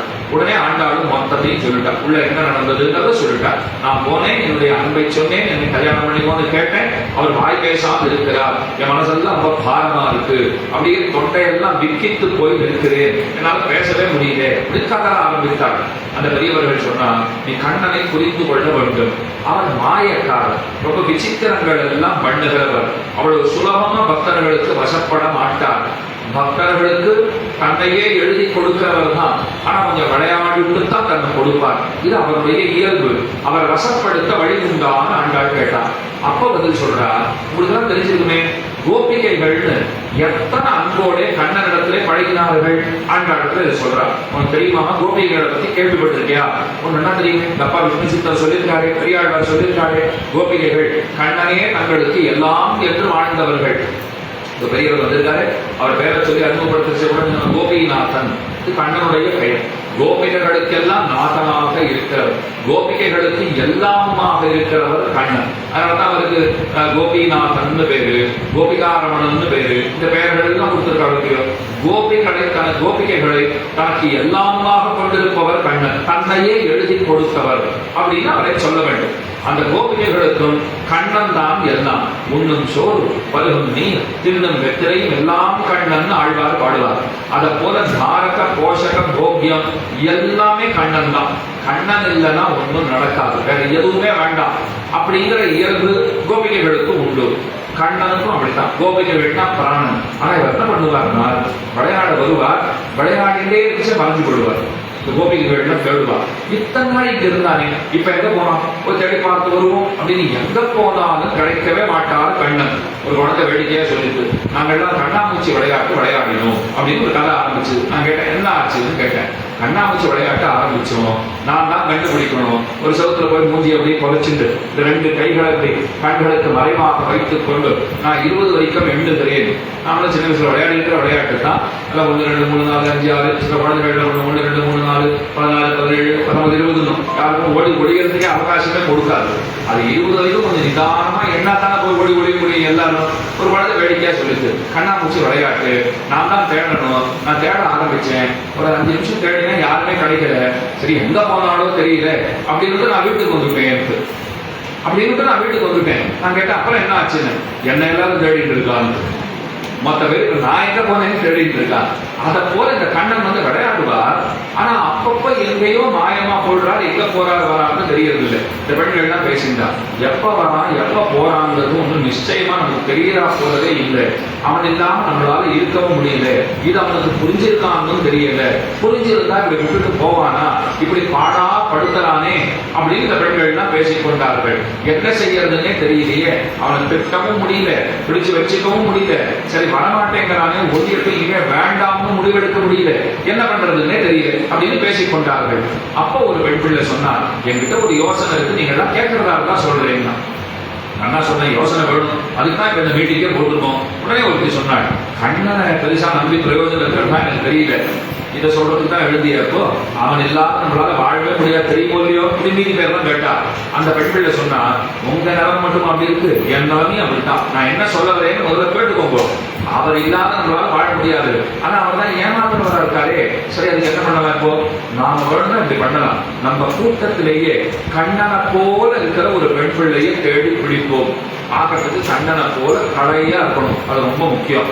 கருமை நிறத்தவளாக இருக்க வேண்டும், கண்ணழகு உடைத்தவளாக இருக்க வேண்டும், சிரிக்கும் போது கண்ணனை நினைவூட்ட வேண்டும், அலங்காரம் பண்ணி கண்ணனை போல நிற்க வச்சா சாட்சாத்து கண்ணனாட்டமே தெரிய வேண்டும். அப்படி யாராவது இருக்கிறார்களான்னு பார்ப்போம். உடனே மற்றவர்கள் கேட்டா, சரி அப்படி ஒருத்தர் கிடைச்சுட்டா கூட நம்ம என்ன செய்ய முடியும், முதல்ல கேடுவோம், அந்த மாதிரி ஒருத்தர் இருக்காடான்னு பாருங்க. 5 லட்சம் குடி பெண்கள் இப்படி இருக்கலாம். ஒரு குடும்பத்துக்கு 2-3 பெண்கள் எடுத்திருந்தாலும் 10ல இருந்து 15 லட்சம் வரைக்கும் பெண்கள் அங்கே உண்டு. அத்தனை பேரை தேடுறது ஒரு பெரிய கஷ்டமா, கண்ணனை போல தேடுறதுங்கிறது ரொம்ப கஷ்டமா இருக்காது அப்படின்னு சொல்லிட்டு தேட ஆரம்பித்தார்கள். சுலபமா ஒருத்தி கிடைச்சிட்டா. ஒரு பெண் பிள்ளையை முன்னே கொண்டு வந்து நிறுத்தி, இப்படி திரும்ப அப்படி திரும்ப, கொஞ்சம் இந்த பக்கமா பார்த்து சரி, அந்த பக்கமா பார்த்து சரி, கொஞ்சம் நடந்து காட்டு, கண்ணன் நடப்பாங்க அதை போல நட, கொஞ்சம் கையை போய் புல்லாங்குழல் வச்சிருக்கா போல பண்ணி காட்டு, எல்லாம் முடிஞ்சு போச்சு. பார்த்துட்டு சொல்லிட்டு அச்சு அசல் கண்ணனாட்டமே இருக்கா, இவளுக்கு அப்படியே கண்ணனை போல அலங்காரம் பண்ணிட வேண்டியது அப்படின்னு பீதாம்பரத்தை கொண்டு வந்து ரொம்ப அழகாக ஆடைகள் எல்லாம் அந்த பெண்ணுக்கு அணிவித்து கண்ணன் அணிந்து கொள்ளுகிறா போல நின்னா, சங்கிலி எல்லாம் நின்னா எடுத்து போட்டு மயிர்பீலி சூட்டி கையில ஒரு புல்லாங்குழலை கொடுத்துட்டு கொஞ்சம் இப்படி போ அப்படி போனா அச்சு அசல் கண்ணனாட்டமே இருக்கிறான் அந்த பெண் பிள்ளை. என்ன பண்ண போற இவளை வைத்துக் கொண்டு உடனே அந்த பெண் பிள்ளை யோசனை சொன்னவள் சொன்னாள், இனிமே கண்ணனை எதிர்பார்த்து நாம காத்திருக்க வேண்டிய அவசியம் இல்லை, நமக்கு கண்ணன் கிடைச்சாச்சு. இந்த கண்ணன் ஒரு கணப்பொழுது நம்மளை விட்டு போகாத கண்ணன். அப்ப பக்கத்துல ஒருத்தி சொன்னா, யாருக்கு தெரியும் அவனாட்டம் வேஷம் போட்டுருக்கிறதுனாலே இவளும் அவனை போலவே பண்ணிட்டா என்ன பண்றது, இல்ல அவகிட்ட இப்பவே சத்தியத்தை வாங்கிடுவோம், எங்களை விட்டு எங்கேயும் போக கூடாது அவளும் சொல்லிட்டா, நான் எங்கேயும் போக மாட்டேன், உங்களை விட்டா யாரு இருக்கா, நானும் தான் கண்ணனை விட்டு பிரிச்சு கவலைப்பட்டு இருக்கேன், இனிமே அதை சொல்லக்கூடாது, நீ மனசாக ஒன்ன நீ கண்ணனாகவே நீ நினைத்து கொண்டால்தான் நாங்க விளையாடும் போது நீ கண்ணன் தாங்கிற அபிப்பிராயம் அப்பதான் எங்களுக்கு ஏற்படும். ஏதோ போதியோட விளையாடுனா அது அத்தனை சுவாரஸ்யமாக இருக்காது. அச்சு அசல் நீதான் கண்ணன் அப்படின்னு நினைத்துக் கொண்டு நாங்கள் வாழ வேண்டும் அப்படின்னு எண்ணிக்கொண்டார்கள். அப்போ ஒரு பெண்ணை கண்ணனை போல அலங்கரித்து கண்ணனை விட்டு பிரிந்திருக்கிற துயரம் எல்லாம் தீரப்பெற்று இப்ப கோபிகைகள் கண்ணன் வரலைன்னா அதை பத்தி கவலையப்படுறதில்லை. ஏன்னா கண்ணன் கூடவே இருக்கா போல ஒரு அந்த ஒரு பாவனை இவர்களுக்கு ஏற்பட்டு சொல்லியோ அதுதான் ரொம்ப முக்கியமானது என்கிறார். இந்த கதையை ஆண்டாளுக்கு அந்த வாசல உட்கார்ந்திருந்த பெரியவர்கள் எல்லாம் எடுத்து சொல்லுகிறார்கள். ஆண்டாள் கேட்டுண்டா எனக்கு நல்லா புரிஞ்சு போச்சிருந்தான். உடனே அவர் சொன்னா, ஓ நீயும் கண்ணனை போல வேடமிட்டு கொண்டு அனுகாரம் பண்ணுதல்னு பேர். இந்த வார்த்தை அனுகாரங்கிறது வடமொழி சொல். அதை புரியுதா போல சொல்லணும்னா ஒரு இமிட்டேட் பண்றதுங்கிற பொருள். அதை போல அனுகாரம் பண்ணி தரித்தல். நீ கண்ணனை போல வேஷம் போட்டு போறியான்னா ஆண்டாள் தெளிவா சொன்னா, நீங்க சொன்னதுல நான் என்ன தெரியுமா புரிஞ்சுட்டேன், கோபிகைகள் கண்ணனை போல இமிட்டேட் பண்ணி தங்களை காப்பாத்தின்னுட்டா, கண்ணனை விட்டு பிரிந்து அந்த துயரத்தை போக்கின்னுட்டா. நான் என்ன பண்ண போல இந்த கதையை கேட்டுட்டோம்னா, நான் கண்ணனை போல இமிட்டேட் பண்ண போறதில்லை, கண்ணனை போல அனுகரித்து தரித்த கோபிகைகளை போல நான் என்னை எண்ணிக்கொள்ள போகிறேன், அப்படின்னா நான் ஒரு கோபியாகவே ஆக போகிறேன் அப்படின்னு ஆண்டாள் சொல்லிட்டா. சொன்ன மறுகணம் நடந்த அதிசயம் என்னன்னா, அவ இருக்கிற ஊரே அவளுக்கு கோகுலமாட்டம் தெரிஞ்சுது. ஸ்ரீவில்லிபுத்தூர் இப்போ எப்படி இருக்குதுன்னு கேட்டா, ஸ்ரீவில்லிபுத்தூர் பேருந்து நிலையத்தில் பக்கத்துல நின்று அவள் தெரியுமா சொல்றா, நான் இப்ப எங்கேயோ கோகுலத்துல திருவாய்ப்பாடியில இருக்கேன். திருவாய்ப்பாடியில கண்ணை திறந்து பாரு, கண்ணை திறந்து தான் வச்சிருக்கு, கண்ணு தெரியுது கோகுலம் தான் இது. அங்க பாருங்க கோகுலம் பஸ் ஸ்டாண்டு போட்டிருக்கு. பஸ் ஸ்டாண்டு சரியா படிச்சுட்டு அந்த ஸ்ரீவில்லிபுத்தூர் பஸ் ஸ்டாண்டு தான் போட்டிருக்குன்னா இல்லையே கோகுலம் தான் போட்டிருக்கு, இது கோகுலம் தான். அப்ப தான் இருக்கிற ஊர் ஸ்ரீவில்லிபுத்தூரையே கோகுலமாக அவள் கருத தொடங்கினாள். இது முதல் மாற்றம். அடுத்தது வடபெரும் கோயிலுடையான் சந்நிதி. இந்த பெரிய கோயில் இருக்கே அது வடபெரும் கோயிலுடையான் சந்நிதி. எப்படி சொல்லிருக்கோம், அது நந்தகோபாலன் வீடு, கண்ணன் சந்நிதி. அது உள்ளே கிடக்குறானே அவர் தான் கண்ணன். கண்ணன் வீடுன்னு அந்த தீர்மானம் பண்ணிவிட்டார். தன்னை ஒரு கோபிகையாக எண்ணிக்கொண்டாள். இதுக்கெல்லாம் மேலே இப்ப வாழ்கிற காலம் எதுன்னா, ஏதோ கண்ணன் காலத்துக்கு பிற்பட்ட காலம் கலிகாலத்திலே எங்கோ ஸ்ரீவில்லிபுத்தூரிலே தன்னை வாழ்பவளாக அவள் எண்ணிக்கொள்ளவில்லை. அவன் என்ன சொல்றான், கண்ணன் வாழற காலத்திலே இப்ப நாம வாழ்ந்துட்டு இருக்கோம், அந்த காலத்துக்கே போயாச்சு. அப்ப தான் இருக்கிற ஊரே திருவாய்ப்பாடி கோகுலம். நந்தகோபாலனுடைய வீடு எதுன்னா வடபெரும் கோயிலுடையான் சந்நிதி. கண்ணன் யாருன்னா உள்ளே படுத்துக் கொண்டிருக்கிற அந்த பெருமான். இது காலம் எதுன்னா இது கண்ணன் அவதாரம் பண்ணி அவர் வாழ்ந்து வருகிற காலம் அப்படின்னு தீர்மானித்துக் கொண்டு அந்த கண்ணனை நாடி செல்லுவது. அப்ப நீங்க மனசுக்குள்ள இந்த கதையை போய் ஃப்ரேம் பண்ணி வச்சுக்கணும் அப்படின்னா, இப்ப கண்ணன் காலத்துக்கு ஆண்டாள் போய்விட்டாள், கண்ண கோபிகையா நினைச்சிருந்தா. அப்ப தன் வயதை ஒத்த மத்தைய பெண் குழந்தைகள்னு இருப்பாடுலையோ அந்த பெண் குழந்தைகளையும் கோபிகையாகவே பார்க்க தொடங்கினாள். இன்னொன்னு, இந்த விஷயத்தை அந்த குழந்தைகளுக்கு இன்ஜெக்ட் செய்து விட்டாள். அந்த குழந்தைகளும் சொல்லிட்டாங்க, இதுதான் நம்ம ஊரு, இது ஸ்ரீவில்லிபுத்தூர் தான் நினைச்சுக்காதீங்க, அது பிரமை. ஸ்ரீவில்லிபுத்தூருங்கிறது ஒரு பிரமை, இதுதான் கண்ணன் வாழ்கிற ஊர் கோகுலம். இப்ப நம்ம கண்ணன் காலத்துக்கு ஒரு டைம் மிஷினை வச்சுட்டு போயாச்சு, எல்லாரும் இப்ப அங்கதான் இருக்கும் அப்படின்னு சொல்லிட்டார். மற்ற பெண்களும் ரொம்ப நல்லா இருக்கே, இப்படி ஏதாவது ஒரு செய்து பார்க்கலாமே அப்படின்னு ஆர்வத்தோட அவர்களுடன் பங்கு கொண்டார்கள். இப்ப இவ எல்லாருமா சேர்ந்து கண்ணனிடத்திலே போக வேண்டும்.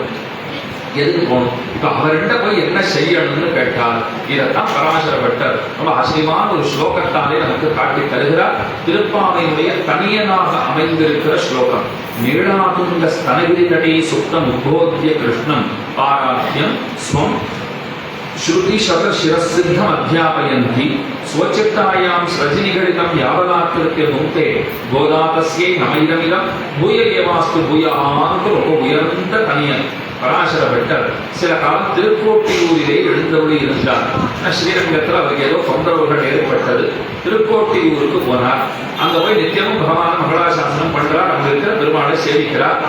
உலகம் எல்லணையாங்கிற பெயரோட பெருமாள் அங்க சிவசாமிக்கிறார், சேவிக்கிறார். ஆனா ஸ்ரீரங்கத்துல வாழ்ந்துட்டு அவருக்கு திருக்கோட்டியூர் பிடிச்சிருக்கு. பிடிக்கலன்னு சொல்ல மாட்டேன். ஆனா ஸ்ரீரங்கம்னா அந்த சுவையே தனிதானே. அங்கேயே வாழ்ந்தவர்களுக்கு தான் அந்த சுவை தெரியும். அதனால பராசர பட்டருக்கு ஸ்ரீரங்கத்தை விட்டு இருக்க முடியல. நஞ்சியர் அவருடைய சீடர் பார்த்தார். ஆச்சாரியர் எப்பவும் கவலையோடையே இருக்கார். அந்த கவலையை போக்குவதற்கு யாது வழி? பகல்ல போனார். சுவாமி, அங்க என்ன பிரச்சனை? ஸ்ரீரங்கத்துல தீர்ந்த பாடவில்லை. பிரச்சனை தீர்ந்த அப்புறம் தான் நீங்க அங்க போக முடியும். ஐயோ, அதை நினைச்சா தான் கவலையா இருக்கு. சரி, அந்த கவலையை போக்கிக் கொள்ள நான் ஒரு வழி சொல்லுகிறேன், கேட்பீரான்னு கேட்டார். என்ன சொல்லும்? கவலை தீர்வதுக்கு வழி என்ன? ஆண்டாளை பாராட்டி ஆண்டாளை துதித்து ஒரு ஸ்லோகம் பாடுவோம். ஆழ்வார்களை துதித்து ஒரு ஸ்லோகம் பாடும். இந்த 2 ஸ்லோகம் பாடினாலே மனசு அப்படியே சில்லுன்னு ஆடும் அப்படின்னு சிஷ்யர் சொல்லியிருக்கார். அப்பதான் இந்த தனியனை ஆண்டாள் விஷயமாக பராசர பட்டர் அனுகிரகித்தார்.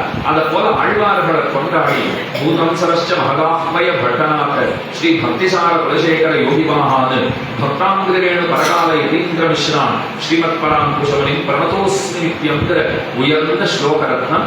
அதையும் பராசர பட்டர் அனுகிரகித்தார். இப்ப ஆண்டாள் பத்தி பாடியிருக்காரு. அதுல என்ன சொல்ல வருகிறார்னா, நீளாதுங்க ஸ்தனகிரி தடி சுத்தம் உத்போத்திய கிருஷ்ணன். எம்பெருமானுடைய திவ்ய மகிழ்ச்சிகளுக்குள்ளே நீளை என்பாள் ஒரு புத்தி. அவருக்கு கணக்கற்ற தேவிமார்கள் உண்டு. பராசரர் சொல்றார், தேவிய சஹஸ்ரம் தகாங்கிற ஏகப்பட்ட மனைவிமார்கள் உண்டு. எண்ணிலான மனைவிமார்கள் பெருமானுக்கு பட்ட மகிழ்ச்சிகள் உண்டு.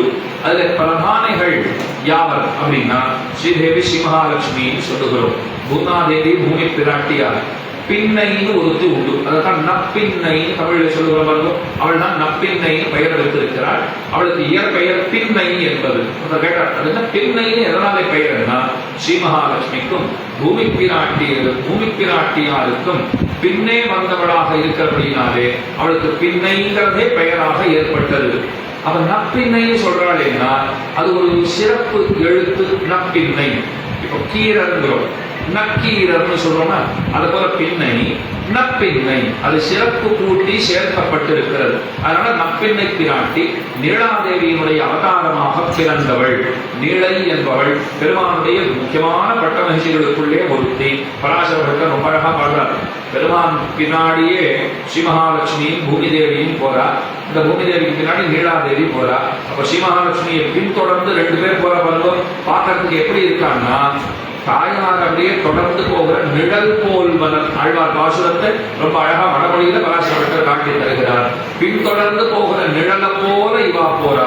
சாயாமிவ அபியுதயினி மவனீச்ச தஸ்யாகான பட்டர் பாடுறார். அப்ப பின்னாடியே போற நிழலாட்டம் போறா பூமி பிராட்டியும் நீளாதேவியும். நிழல் போல் மலர் யாருக்கு? ஸ்ரீ மகாலட்சுமிக்கு நிழல போல இருக்கிறவா அந்த நீளாதேவி. அவள் தான் கிருஷ்ணாவதாரத்துக்கு முக்கியமான பட்ட மகிழ்ச்சி.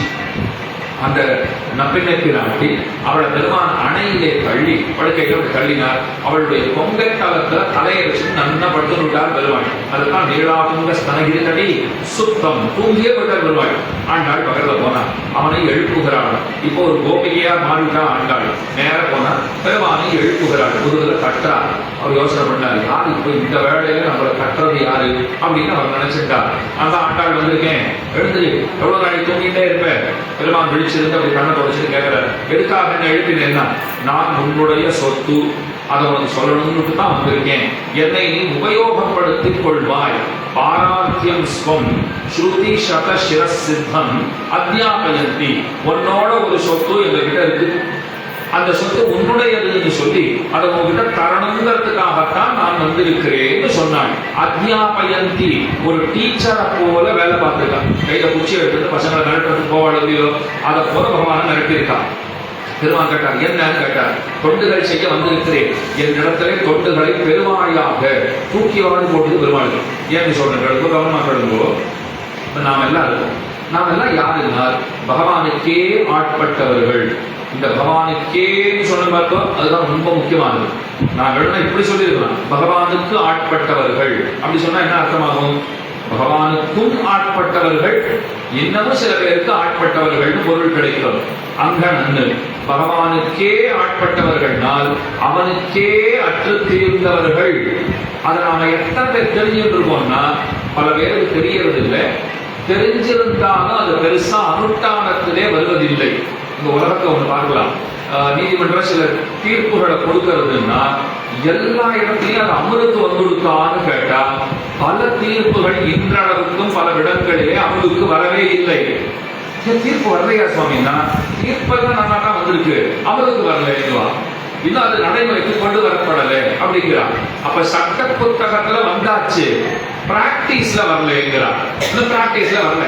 அத போல நாம எல்லாம் அடிமைகள்ங்கிறது சாஸ்திர புத்தகத்திலே சட்ட புத்தகத்திலே தீர்ப்பாக வந்து விட்டது. ஆனா எதுல வரலன்னா பிராக்டிஸ்ல வரல. நாம் அதை ஒத்துக்கிறதா இல்லை. எங்களை வந்து அடிமைன்னு சொன்னா நன்னாவா இருக்கு அப்படிங்கிறோம். ஆனா இயல்பாகவே ஆன்மாக்கள் அத்தனை பேரும் பெருமானுக்கு அடிமைகள். இதை நல்லா தெரிஞ்சுக்கணும். சுவாமி வந்து உட்காந்துருக்கோம். 1947 சுதந்திரம் வாங்கியாச்சுல 75 ஆண்டுகளை கடந்தாச்சு.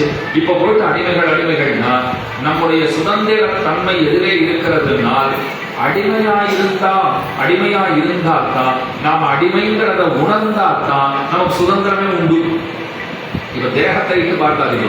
தேகத்தை இட்டு பார்த்தா 47 ஆகஸ்ட் 15ஆம் தேதியே சுதந்திரம் கிடைச்சிட்டு கூட வருஷம் 2 மிட்டாய் வாங்கி சாப்பிட்டு போயிட்டே இருக்கும் இல்லையா? அப்ப சுதந்திரம்ன்றது கிடைச்சாச்சு. தேகத்தை இட்டு பார்த்தா கிடைச்சாச்சு.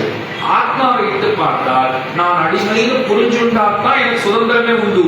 அது என்ன சுதந்திரம்னா, இந்த உலகத்துல இருந்து நாம விடுபட வேண்டாமா? இன்னைக்கு எத்தனை காலத்துக்கு இங்கேயே பிறப்பது, இன்னொரு இடத்திற்கு போவது, திரும்ப இங்கே வருவது, அதான் இப்படி புரிஞ்சுக்கணும். நாம எங்கெல்லாம் போயிருக்கோம் அப்படின்னா, நம்ம நிறைய தடவை ஸ்வர்க்கத்துக்கு போயிருக்கோம். நீங்களாகட்டும் நானாகட்டும், நானும் சரி நீங்களும் சரி. போகாத ஸ்வர்க்கம் எல்லாம் கிடையாது. ஏன்னா கோட்டிக்கணக்கான பிறவிகளை பார்த்தாச்சு. அதான் ஒரு பெரியவர் சொன்னார், மனித பிறவி ஒருவருக்கு ஒரு முறை தரப்பட்டதுன்னு சொன்னால் அதை அவன் சரியாக உபயோகித்துக் கொள்ளவில்லைனால் திரும்ப மனித பிறவி கிடைக்க எத்தனை காலம் பிடிக்கும் அப்படின்னு ஒருத்தர் கேட்டார். அதுக்கு அந்த பெரியவர் பதில் சொன்னார், சுமாரா இன்னும் 3 லட்சம் பிறவிகள் எடுத்த பிற்பாடுன்னு. அப்படின்னா பார்த்துக்கணும், இன்னும் 3 லட்சம் பிறவிகளை எடுத்துட்டோம். அதுக்கப்புறம் நமக்கு திரும்ப மனித பிறவி வந்து இப்பவே உபயோகப்படுத்தல, அப்ப உபயோகப்படுத்துவோம்னு என்ன நிச்சயம்? ஏதோ பாரத தேசத்துல இந்த சனாதன பூமியில நமக்கு ஒரு ஆச்சரியமான பிறவியை பகவான் கொடுத்திருக்கிறார்னு சொன்னால் உபயோகப்படுத்திக் கொள்ள வேண்டியது நம்முடைய தலையாய பொறுப்பு. அதை நினைவிலே வைத்துக் கொள்ள வேண்டும். அதனால நிறைய ஸ்வர்க்கத்துக்கு போயிருக்கோம், நிறைய நரகத்துக்கும் போயிருக்கோம். புதுசு கிடையாது. ஒரே ஒரு ஆறுதல் அதுதான், ஐயோ நடக்கமா இப்படி இருக்குங்கிறா அப்படி இருக்குங்கிறா. அதான் ஒரு இடம்னா போகாதுதாங்க, எல்லாம் பல ஜென்மங்களை முடிச்சுட்டு போயிட்டு வந்திருக்கிற இடம் தான். அதுக்காக பல தடவை போயிட்டு தான் வந்திருக்கோம், திரும்ப போறதுல ஒன்றும் குறை இல்லைன்னு தான் நம்ம நடந்து கூடாது. ஜாகிரதையா நடந்துக்கணும், நினைவுகளை கொள்ள வேண்டும். என்ன ஜாகிரதையா நடந்துக்கணும்னு நினைச்சிருந்தாலும் அந்த ஜாகிரதையா இருந்துட முடியறதுனா சந்தேகம் தான் வச்சுக்கோங்க. அது போகட்டும், பெருமாள் பார்த்துப்பார். அவர்கிட்ட நம்ம பொறுப்பை ஒப்படைச்சிட்டு இருக்க வேண்டியதுதான். அப்போ சொர்க்க நரகம்லாம் நிறைய போயிட்டு வந்தாச்சு. போகாத இடத்துக்கு போகணும். நிறைய பேருக்கு அந்த ஆசை இருக்கும். கொஞ்சம் வெக்கேஷன் வந்துட்டு வெளிநாடுகளுக்கு டூர் போகணும்னா கூட ஒரு மேப் எல்லாம் எடுத்து வச்சு பார்த்துட்டு இருக்கோம். நீ எந்த ஊர் போகல, ஒரு குழந்தை ஒரு இடத்த காட்டப்பா இங்க போகலாமா, இது மால்டீவ்ஸ் முதல்ல நம்ம போயிட்டு வந்தாச்சு. இன்னொரு இடத்துல ஒரு குழந்தை காட்டுச்சுன்னா அதுதான் அது பின்லாண்டு போட்டுருக்கு. அதான் 2 வருஷம் என்ன போயிட்டு வந்தோமேங்கிற கிட்டத்தட்ட எல்லாம் போயிட்டு வந்து போட்டுருக்கு. கடைசியில் ஒரு குழந்தை ஒரு இடத்த காமிச்சுது, ஏதோ ஒரு ஐலாண்டு மாதிரி இருந்தது, தீவு மாதிரி இருந்தது. சரி அங்க போலாமா, இந்த வருஷம் அங்க போயிட்டு வந்துடுவோம். அப்போ வருஷம் வெக்கேஷனுக்கு போறவாளே போகாத இடமா பார்த்து போகணுங்கிறார். நாமளே கூட புரி ஜெகநாத் போறேன் வரீங்களான்னா, சுவாமி அதை 2 வாட்டி சேவிச்சுட்டோம். நீங்க அயோத்திக்கு போனா சொல்லுங்கோ வருவோம்னுவா சில பேர். சில பேர் என்ன சொல்லுவா, இல்லைங்க நீங்க துவாரக பக்கம் போனீங்களான்னா சொல்லுங்க நாங்க வருவோம்வா. பத்ராச்சலம் போனா சொல்லுங்கோ வருவோம்வா. அப்போ போகாத இடத்துக்கு ஆசைப்படுறோம் இல்லையா? அது நல்ல ஆசை. அது எந்த அளவுக்கு வளரணும்னு சொன்னால் போகாத இடமான வைகுண்டம் போகணுங்கிற ஆசையாக அது பரிணமிக்கணும். அதுதான் முக்கியம். நாம போய் பார்க்காத ஒரு தேசம் உண்டுன்னா அது வைகுண்டம் தான். அதுக்கு அத்தனை தெளிவா சொல்லியிருந்தா அந்த ஊர் தான் போனா வர முடியாதுன்னு இருக்கிற ஊர். மற்ற எல்லாம் போனா திரும்ப வருதல்ங்கிறது உண்டு. வைகுண்டம்ங்கிறது போயாச்சுன்னு சொன்னா நிச்சயமாக திரும்ப வருதல்ங்கிறது முடியாது. அதனால அங்க போகணும்னு தான் ஆசைப்பட வேண்டும். அப்ப சுதந்திரம்ங்கிறது எதுன்னா முக்திங்கிற வடமொழியில முக்திங்கிற சொல்லுக்கு தமிழ் என்ன அர்த்தம்? விடுதலைன்னு அர்த்தம். அந்த விடுதலை வேணும்னால் அடிமையா இருந்தா தான் விடுதலையை கிட்டும். வைகுண்டத்துக்கு போய் நாம என்ன பண்ண போறோம்? அடிமைத்தனத்தை தான் பண்ண போறோம். அங்க போய் பெருமானுக்கு தொண்டுகளை செய்ய போகிறோம். அதனால அடிமைத்தனம்ங்கிறது அது நம்மிடத்தை இருக்கிற ஒரு இயல்பான பண்பு. இத முக்கியமா கவனத்தில் வச்சுக்கோங்க. ஆத்மா டிஃபைன் ஆத்மா சோல் ஆங்கிலத்தில் சொல்லும் போது ஆத்மாவுக்கு என்ன பேர் கொடுத்திருக்கா? சோல் அப்படின்னு பேர் கொடுத்திருக்கா. இப்ப டிஃபைன் சோல் அப்படின்னு கேட்டா அதுக்கு என்ன பதில் சொல்லணும்னா அடிமை, ஸ்லேவ், அவ்வளவுதான், முடிஞ்சு போச்சு. ஆத்மானா யாருன்னா அவன் அடிமை. யாருக்கு அடிமை? சம்பளம் கொடுக்குறாரு மாசம் மாசம், அவருக்கு தான் கடையில கட்டும். பகவானுக்கு தான் அடிமை, பகவானுக்கே அடிமை. அப்படி சொல்லும் போது அவனுடைய அடியவர்களையும் கூட்டிக் கொள்ள வேண்டும். இறைவனுக்கும் இறை அடியார்களுக்கும் நாம் அடிமை. இதுதான் ஆத்மாவினுடைய இயல்பான பண்பு. ஆண்டாளத்தான் சொல்றார். இந்த இயல்பான பண்பை பல பேர் மறந்தே போயிட்டார். அதனால பகவானுக்கு என்ன நிர்பந்தம் ஏற்பட்டு போச்சுன்னா, ஐயோ பாவம், அவர் அப்பப்போ நீ எனக்கு அடிமை தெரியுமா, நீதான் மறந்தே போயிட்ட, ஒன்னும் செய்யவே மாட்டேங்கிறீங்க, இன்னைக்காவது கொஞ்சம் எல்லாரும் தொண்டு செஞ்சுட்டு போய் நீ அடிமை, உன்னை காப்பாற்றிக்கணும்னா நீ எல்லாம் பண்ணித்தான் ஆகணும், அப்பதான் முக்தி, மேலான வைகுண்டம், அதெல்லாம் யாரும் உங்கள்கிட்ட கேட்டா நீ போன்னு சொல்லிட்டு இருந்தோம் நாம. அப்ப பல பேர் மதிச்சிக்கவே இல்லை. நாம் நம்முடைய இயல்பையே மறந்தவர்களாக இருந்தோம். அதனாலதான் பகவானுக்கு என்ன ஆச்சரியம் ஏற்பட்டதுன்னா, ஒருத்தரையும் நாம் போய் முதுகுல கட்டி நீ அடிமை நான் ஆண்டான் அப்படின்னு நான் சொன்னாலும் ஒரு பையன் கேட்க மாட்டேங்கிறான். முதல் தடவையாக ஒருத்தி தானா வந்திருக்கா, தூங்கிட்டு இருக்கிற என்னை எழுப்புறா, நான் உனக்கு அடிமை செய்ய வந்திருக்கிறேன், நான் உனக்கு அடிமைங்கிறது ஸ்ருதி சத சிரஸ் சித்தம் அத்தியாபயந்தி. இது நூற்றுக்கணக்கான இடங்களிலே வேதாந்தங்களிலே ஓதப்பட்டிருக்கிறது. ஆண்டாள் சொல்றவர், நான் உன்னை சேர்ந்தவள், என் இடத்திலே நீ தொண்டுகளை பெற்றுத்தான் ஆக வேண்டும், தொண்டு செய்வதற்காகத்தான் நான் இருக்கிறேங்கிற இந்த விஷயம் இருக்கே, இது வேத வேதாந்தங்களிலே நூற்றுக்கணக்கான இடங்களிலே சொல்லப்பட்டுள்ளது. கேட்பியா? கேளுன்னு சொல்லி கையில குச்சி எடுத்துக்கொண்டு அடித்து சொல்லுமா போலே பெருமானுக்கு சொல்லுகிறாள். அத்தியாபயந்தி சுவச்சித்தாயாம் ஸ்ரஜி நிகழ்த்தம் யாவலாக்கிருத்திய முக்தே கோதாதஸ்யை நம இதவிதம் புயையே வாஸ்து புயா. ஆண்டாளுக்கு தான் கண்ணனுக்கு ஏற்ற ஜோடியான அப்பப்ப சந்தேகம் வந்துடும். அதுக்கு என்ன பண்ணிக்கா, சரி அப்பா பெருமானுக்கு உயர்ந்த மாலைகளை எல்லாம் தொடுத்து வச்சிருக்கார், கூடையில வச்சிருக்கார், எங்கோ வெளியில போயிருக்கார், அந்த மாலைகளை எடுத்து போட்டுக்கொண்டு கண்ணாடி முன் நின்று நாம் பார்ப்போம்னு சொன்னால் அவனுக்கு தகுதியானவளாங்கிறது நமக்கே தெரிந்துவிடும் அப்படின்னு சொல்லிட்டு அந்த மாலைகளை தான் அணிந்து கொண்டு அப்பா வருவதற்கு முன்பாக அந்த மாலைகளை களைத்து அதே கூடையிலே அப்படியே வைத்து விடுவள். தகப்பனாருக்கு இங்க நடக்கிற எதுவுமே தெரியாது. அவருக்கு வெளியெல்லாம் போயிட்டு வருவார், அந்த கூடை எடுத்துவார், அம்மா போதே நான் கோயிலுக்கு போயிட்டு வரேன், பெருமாளை கைங்கறி பண்ணிட்டு வரேன் போடுவார். அந்த மாலைகளை பெருமானுக்கு அணிவித்து விட்டு அவர் வந்து விடுவார். ஒரு நாள் ஆண்டாள் அங்கனம் அவள் மாலைகளை அணிந்து கொண்டு அழகு பார்க்கிற போது தகப்பனார் வீட்டுக்குள்ள நுழைஞ்சார். இந்த காட்சியை கண்டு விட்டார். பார்த்த உடனே அவருக்கு கோபமும் ஆத்திரமும் அழுகையும் எல்லாம் ஒன்னா சேர்ந்து வந்துவிட்டு அவர் கதற ஆரம்பிக்கிறார். இது பெரும் பிழையாயிட்டே, பெரிய அபசாரமாயிட்டே, இன்னமும் பெருமானுக்கு அணிவிக்கப்படாத மாலை. பெருமானுடைய மாலையை நாம் எடுத்துக்கூடாதுன்னா அண்ணா எடுத்துக்கலாம். எப்போ? உடுத்து கலைந்தனின் பீரகவாடை உடுத்து கலத்ததுண்டு தொடுத்த துழாய் மலர் சூடி கலைந்தன சூடுமின் தொண்டர்களோ. உனக்கு அணிவித்து அந்த மாலையை பிரசாதமாக பெற்றுக்கொண்டு நாம் சூடிக்கொள்ளுகைங்கிறது உண்டு. சற்று முன்பு சக்கரவர்த்தி திருமகனுடைய பிரசாதம் உண்டு தோல்வியோ, அவர் சாற்றி கொண்டு நமக்கு பிரசாதமா அதை கொடுத்து அனுப்பிச்சிருக்கார், நாம் அதை ரொம்ப பவ்யமா வாங்கிக் கொள்ளுகிறோம்னா அது தகும். நான் பார்த்துட்டோம் இந்த மாதிரியா இது எங்க இருந்து வந்தது? இல்ல அந்த பெருமாள்கிட்ட வந்தது. நாளைக்கு ஒன்று பண்ணுங்க, முதல்ல இங்க கொண்டு வந்துருங்கோ, நான் போட்டு கொடுத்து அனுப்புறேன், அப்புறம் அதுக்கு போய் சாப்பிட்டுக்கோன்னா சொல்ல மாட்டேன், சொல்லவும் கூடாது, நன்னாவே இருக்காது. அப்படி ஒருத்தர் சொன்னாரு நல்லா இருக்குமா? பெரியவர், பெருமாளோட பெரியவர், பெருமாள் பிரசாதத்தை தான் நம்ம வாங்கிக்கணும். இப்ப ஆண்டாள் தான் பண்ணிட்டு இருக்கா, தான் அணிந்து கொண்டு அதை பெருமாளுக்கு அனுப்பி கொண்டிருக்கிறாள். பெரியாழ்வாரால் அதை டைஜஸ்ட் பண்ணிக்கவே முடியும். எவ்வளவு பெரிய அநியாயம். இன்னைக்கு வேற மாலை வேற இல்லையே, இன்னைக்குன்னு பார்த்து நீ ஏன் இப்படி பண்ணேன்னு கேட்டார். கேள்வி என்ன கேட்டுக்கோங்க, இன்னைக்குன்னு பார்த்து ஏன் இப்படி பண்ண? அவ கண்ணை வச்சுட்டே மெதுவா சொல்றா, இன்னைக்கு இல்ல நான் ரொம்ப நாளா பண்ணிட்டு இருக்கேன். ஐயோ இது வேறையா, நான் இத்தனை நாள் தப்பு பண்ணிட்டு இருக்கேனா, அப்போ நீ சூடி கலந்த மாலையெல்லாம் கொண்டு போய் பகவானுக்கு நான் கொடுத்துட்டு இருக்கேனா அப்படின்னு தலையில அடிச்சுக்கிறார். அவர் ஒன்றும் சாப்பிடவே கோயிலுக்கும் போல, உன்னோட பேசவே மாட்டேன்னு சொல்லிட்டு அழுதபடியே அவர் உறங்கி போனார். சொப்னத்திலே பகவான் வந்து கேட்டார், ஏன் மாலை கொண்டு வரல?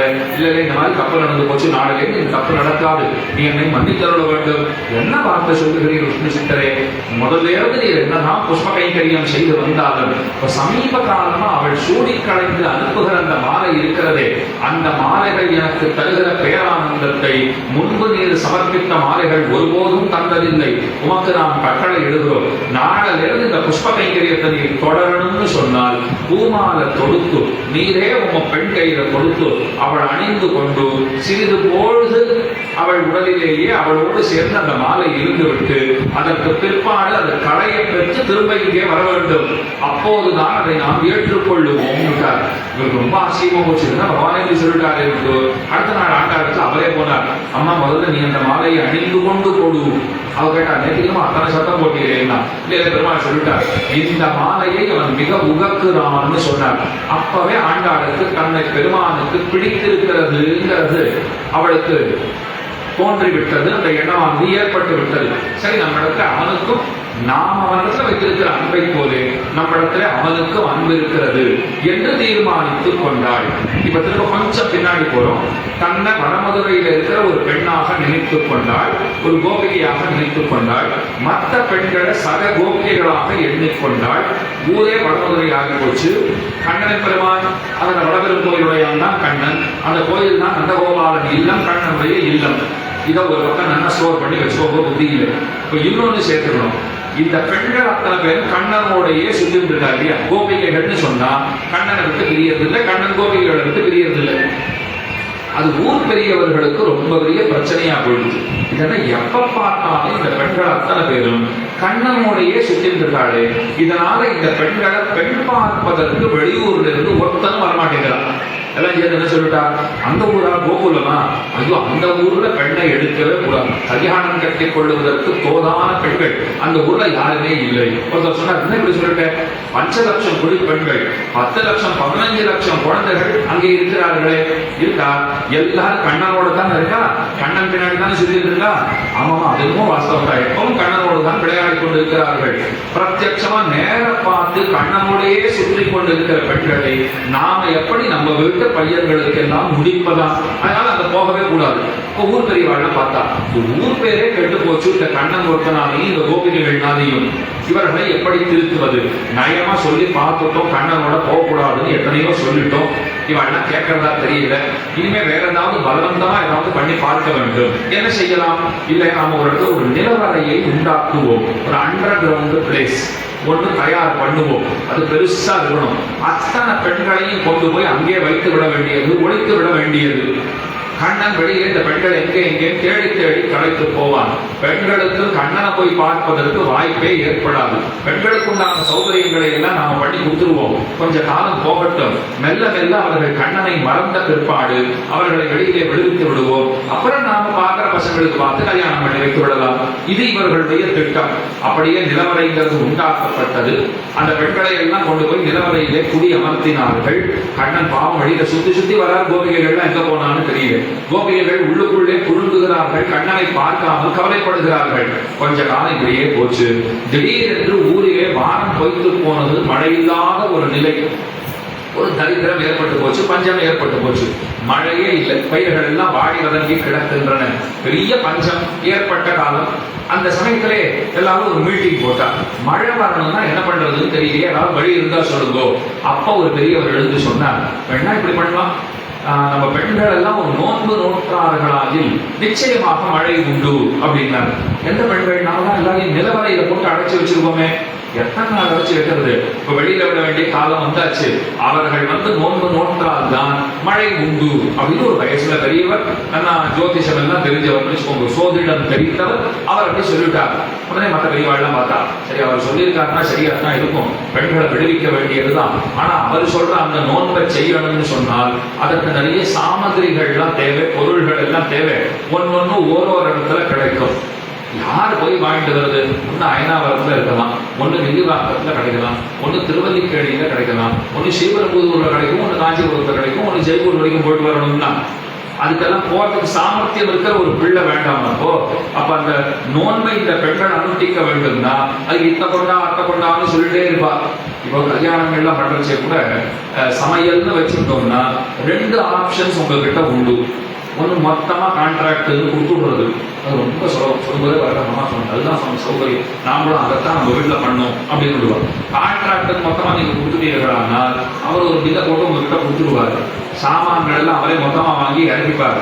எதையும் ஒரு கிலோ சர்க்கரை கூட உங்க கையில் அவர் கொடுக்க போறது கிடையாது, மொத்தத்தையும் அவர் எடுத்துட்டு போடுவார். இது ஒரு வகை. 2வது என்ன, லேபர் கான்ட்ராக்ட் என்பார். நீங்க பண்ணி கொடுங்கோ, லிஸ்ட கொடுங்கோ, சாமான்கள் எல்லாம் நாங்க வாங்கி கொடுத்துடுறோம், நீங்க சமையல் மட்டும் பண்ணி கொடுத்துட்டா போதும். எத்தனை பேரை நீங்கள் கூப்பிட்டு கொண்டு வருகிறீர்களோ அத்தனை பேருக்கு எவ்வளவு தரணும்னு சொல்லும்போது நாங்க கொடுத்துடுறோம். சாமான் எங்க பொறுப்பு, நாங்க வாங்கிக்கிறோம். எது மீறுகிறதோ அதை நாங்கள் அப்படியே எடுத்துக் கொள்ளுகிறோம். சொல்றச்சே ரொம்ப நல்லா தான் இருக்கும். ஆனா செய்யும் போதுன்னா மெதுவாக கூட இங்க வாப்பா அப்படின்னா என்ன, ஒரு 10 கிலோ சக்கரை வாங்கிட்டு வா. இல்லையா, லிஸ்ட்ல ஏற்கனவே நீங்க போட்டிருந்தீங்க 25 கிலோ வாங்கி கொடுத்து, அது 25 கிலோ முடிஞ்சு போச்சு. இப்ப இன்னொரு 15 கிலோ கேக் போடணும்னு சொன்னீங்க. இந்த கேக் போடுறதுக்கு சக்கரை தேவைப்படுறது. ஒரு 15 கிலோ வாங்கிட்டு வரும். அது 15 கிலோ போய் வாங்கிட்டு வந்து மெதுவாக வச்சுட்டேன், நான் போயிட்டு வரட்டுமா அப்படின்பாரு. இருப்பா நீ என்ன கேட்ட அப்படின்னு இன்னொரு சமையல்காரரை பார்த்து இவர் கேட்பாரு. நான் புளி சொன்னேனே அப்படின்பாரு. புளி ஏற்கனவே போட்டுருக்கீங்களே 15 கிலோ 12 கிலோ வாங்கி போட்டிருக்கேன் நான், அதெல்லாம் காலையிலேயே சாம்பாருக்கு ரசத்துக்கு எல்லாம் சரியா போச்சு. இப்போ ஒரு 10 கிலோ வாங்கிட்டு வாப்போ. இவர் மெதுவா 4 தடவை அனுப்பிச்சா முடிஞ்சு விடுவார். மொத்தமா கான்ட்ராக்டே கொடுத்துருவாங்க. இந்த அலைச்சல் இப்படி போயிட்டு வர்றது கல்யாணத்தையே கடைசியில கண்ணால பார்க்கவே முடியல.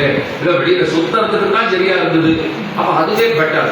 அதை போலதான் இங்க இருக்கிற இந்த பெரியவர்கள் எல்லாம் பேசிட்டா, நோன்பு பெண்கள் நோத்துடுவா ஒன்றும் கட்டம் கிடையாது. அதற்கு தேவையான பொருள்களை எல்லாம் ஒரு வல்லான் ஒருவன் எதை எங்க கிடைக்கும்ன்றத சரியா தெரிஞ்சிருக்கிற ஒருத்தன், நேரத்திற்கு அதை கொண்டு வந்து சேர்த்திக்கிற வல்லமை இருக்கிற ஒருத்தன், அப்படி ஒருத்தன் இருந்தான்னா இந்த வேலை சுலபமா முடிஞ்சிடும், நோன்பை சுலபமா முடிச்சுடலாம். அப்போ ஒருத்தர் எடுத்து சொன்னாரு, ஏன் அப்படி ஒருத்தர் நம்ம கிட்ட இருக்கா? யாரு? கண்ணன் தான், வேற யாரு இருந்தா? கண்ணன் வச்சு இருக்கா கவலைப்படணும். அவர்கிட்ட சொல்லிட்டா போதும், நீங்க லிஸ்டே கொடுக்க வேண்டாம், லிஸ்டையும் அவரே தயார் பண்ணிப்பார். என்னென்ன வேணுமோ கொண்டு வந்து கொடுத்துருவார். சரி, பெண்கள் நோன்பு நோக்க வேண்டியது, கண்ணன் அதற்கு தேவையான பொருள்களை கொண்டு வந்து தர வேண்டியது.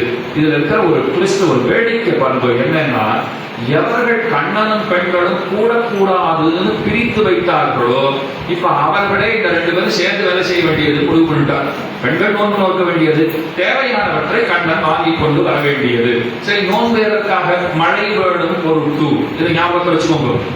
ஆனா இந்த பெண்கள் பேசிட்டா, மழை வந்தா வாசியா வராட்டு வாசியா, எத்தனை நாள் கழிச்சு நாம எல்லாம் நிலவரையிலிருந்து வெளியில வரப்போறோம், அண்டர் கிரவுண்ட் பிளேஸ்ல இருந்து வெளியில வரப்போறோம், கண்ணனை பார்க்க போறோம், அவனோட கூடுவதற்கு இது ஒரு நல்ல வாய்ப்பு. அதனால நாம ஆமா நோன்பு நோக்க போகிறோம், மழைக்காகத்தான் அப்படின்னு சொல்லிடுவோம். ஆனா நம்ம நோக்கம் எல்லாம் கண்ணனோட விளையாடுறதுல தான் இருக்க வேண்டும். உடனே ஒருத்தி கேட்டா, இப்படி பொய் சொல்லி நோன்பு நோற்றால் நாளைக்கு அகப்படுவீர்கள். ஏன்னா பொய் சொல்லி நோன்பு நோற்றார். இப்போ கண்ணனோட விளையாடுறதுக்குன்னு நோன்பை இவர்கள் உபயோகப்படுத்தி கொண்டு மழைக்காக நோன்பு நோக்கிறோம்னு பொய்ய சொன்னான்னு வச்சுக்கோங்க, வருணதேவன் அத்தனை ஏமாந்தவனா அவன் சொல்லுவான், ஓ நீங்க கண்ணனோட குதூகலமா இருக்கிறதுக்கு விளையாடுறதுக்கு ஓடி பிடிச்சு விளையாடுறதுக்கு நான் தான் பகடக்காயா, எனக்கு செய்ய வேண்டியதெல்லாம் நீங்க ஒன்றும் கிரியைகள்லாம் சரியா செய்யவே இல்லை, நான் மழை பொழிய மாட்டேன் அப்படின்னு சொல்லிட்டான்னா ஊர் பெரியவர்கள்லாம் கண்டுபிடிச்சிருவா, இந்த பெண்கள் என்னமோ தப்பு பண்ணிருக்கா அதான் மழை வரல, இல்லைன்னா இந்த நோன்பு முடிச்ச அனந்தரம் அடுத்த கணம் கொட்டு மழை கொட்டணுமே, கொட்டலை, என்ன தப்பு பண்ணீங்கோ அப்படின்னு நம்மளை குடிச்சிட மாட்டாளா? பொய் சொல்லிட்டு நோன்பு நோற்றால் நாம் அகப்பட்டு கொண்டு விடுவோம். அதுக்கு இந்த பெண்கள் சொன்னா, அப்படி கிடையவே கிடையாது. பகவானை உத்தேசித்து நாம் ஒரு காரியம் செய்கிறோம்னு சொன்னால் நமக்கு பகவானும் கிடைப்பர், நாம போராத பலன்களும் நமக்கு உண்டு. அதனால கவலையே பட வேண்டாம். அவரே கையில வந்துட்டார்னா அதுக்கு மேல நம்ம பெற முடியாததுன்னு ஏதாவது இருக்க போகிறதா? எல்லாம் நிச்சயமாக உண்டு. அதனால இந்த நோன்புங்கிறது எப்படி பிறந்ததுன்னா, அதற்கு இப்ப சொன்ன பிறகு இதுதான் கதை. இந்த கதையை பின்னணியாக கொண்டுதான் இந்த நோன்புங்கிறது அனுஷ்டிக்கப்பட்டது. பெண்களுடைய லட்சியம் என்ன? கண்ணனை கணவனாக அடைகிறேன். ஊர் மக்களுடைய நாட்டாருடைய லட்சியம் என்ன? நல்லா மழை பொழியணும், ஊர் சுபிக்ஷமாக இருக்க வேண்டும். அதற்காகத்தான் நோன்பு நோற்பது. அந்த நோன்பைத்தான் பாவை நோன்புன்னு சொல்லுகிறோம். அதைத்தான் ஆண்டாள் நாச்சியார் தன்னுடைய வயதையொத்த மற்றைய தோழிமார்களோடு செய்கிறாள். வேதமனைத்துக்கும் விட்டாகும் போதனவிட ஐயைந்தும் அறியாத மானிடரை வையம் சுமப்பதும் வம்பு என்று தினந்தோறும் நாம் அனுசந்தித்து வருகிறோமே. ஐயைந்தும் அறியாத மானிடர் எவ்வவர்களுக்கெல்லாம் திருப்பாவை தெரியாதோ, இந்த பாவை நோன்பினுடைய ஏற்றம் அறியாதவர்களோ, திருப்பாவை பாசனங்களை அறிந்து கொள்ளவில்லையோ, அவர்கள் எல்லாம் பூமிக்கே பாரம் போலே விளங்குகிறார்கள். அதனால திருப்பாவையை அவசியமாக தெரிந்து கொள்ள வேண்டும். எந்த ஒரு நூலை எடுத்துக்கொண்டாலும் அது ஆன்மீக நூலாக இருந்தால் 3 விஷயங்களை முக்கியமாக பார்க்க வேண்டும். அது என்ன 3 விஷயம்னா, முதல்ல சொல்ற பக்திரு வைலட்சண்யம், விஷய வைலட்சண்யம், பிரபந்த வைலட்சண்யம் அப்படின்னு 3 சொல்லுவார்கள். அந்த 3னாலும் ஒரு நூல் சிறந்ததாக இருக்கிறதுன்னு சொன்னால் அந்த நூலே கொள்ளத்தக்கதுன்னு சொல்லுவார். 3 விஷயங்களை சொல்லியிருக்கேன். அதுக்கு என்ன அர்த்தம்ங்கிறத நாளைக்கு இந்த கோட்டையிலே விண்ணப்பம் பண்ணுகிறேன். இன்னும் முன்னுரையாக இன்னும் சில விஷயங்கள் சொல்லிவிட்டு இன்றைய பாசுரத்தை நாளைக்கு அனுபவிக்க பிராப்தம். மார்கழி திங்கள்ங்கிற அந்த பாசுரத்தினுடைய அனுபவத்தை நாளைக்கு இந்த கோட்டையிலே நாம் செய்யலாம். அனைவரும் அவசியமாக வந்திருந்து நடத்தித்த பிரார்த்தனை தெரிஞ்சவாளுக்கு எல்லாம் அவசியமா சொல்லுங்கோ, வர சொல்லுங்கோ. இது ஒரு இடத்துல அப்படிதான் தெரிஞ்சவாளுக்கு அவசியம் வர சொல்லுங்கோன்னு சொன்னேன். யார் யாரெல்லாம் வந்திருந்தாலோ அவள்லாம் அடுத்த நாள்ல இருந்து வரவே இல்லை. கடைசிக்கு வரல. எங்கோ ஒரு நாள் வழியில பார்த்தேன், சுவாமி முதல் நாள் வந்தீங்களோ தெரிஞ்சவாளுக்கெல்லாம் வர சொல்லுங்கன்னு சொன்னேன். நீங்க வரவே இல்லையா? நீங்க சொல்றீங்க தெரிஞ்சவாள்லாம் வர சொல்லுங்க. நான் சொன்னேன் வரல. அவள்லாம் உங்களை வர வேண்டாம் நான் சொல்லவே இல்லையே. நீங்க கண்டிப்பா வரணும். தெரிஞ்சவாளையும் அழைத்துக் கொண்டு வர வேண்டுங்கிறது தான் அர்த்தம். சில பேர் எப்படி புரிஞ்சு சொல்றா, தெரிஞ்சவாளுக்கு சொல்லிட்டு நீங்க லீவ் எடுத்துக்கோங்கோ. கிடையவே கிடையாது. 30 தப்பாமேன்னு ஆண்டாடும் பாடிப்பாடுங்கோ. அதனால கூடுமான வரையிலும் நம்முடைய சௌகரியத்தை உத்தேசித்து அனுகூல பரிஸ்திதி இருக்குன்னா ஒன்றும் தொந்தரவே கிடையாது. அனுகூல பிரதிகூலங்களை எல்லாம் கணிசித்து விடாமல் வருவதற்கு பார்க்க வேண்டும். அந்த எண்ணம் நமக்கு இருந்துட்டுன்னா ஆண்டாள் எப்படியாவது நம்மை அழைத்துக் கொண்டு வந்து இங்கே உட்கார வைத்து விடுவாள். அதுதான் முக்கியம். நமக்கு ஒரு ருச்சி இருக்க வேண்டும். அந்த ருச்சி இருந்துட்டுன்னா எல்லா வழியும் பகவான் காட்டிடுவார். குறையே கிடையாது. அதுல ஈடுபாடு இருக்கு ஒருத்தருக்கு தெரிஞ்சு கொடுத்துன்னா அவர் விடவே மாட்டார்.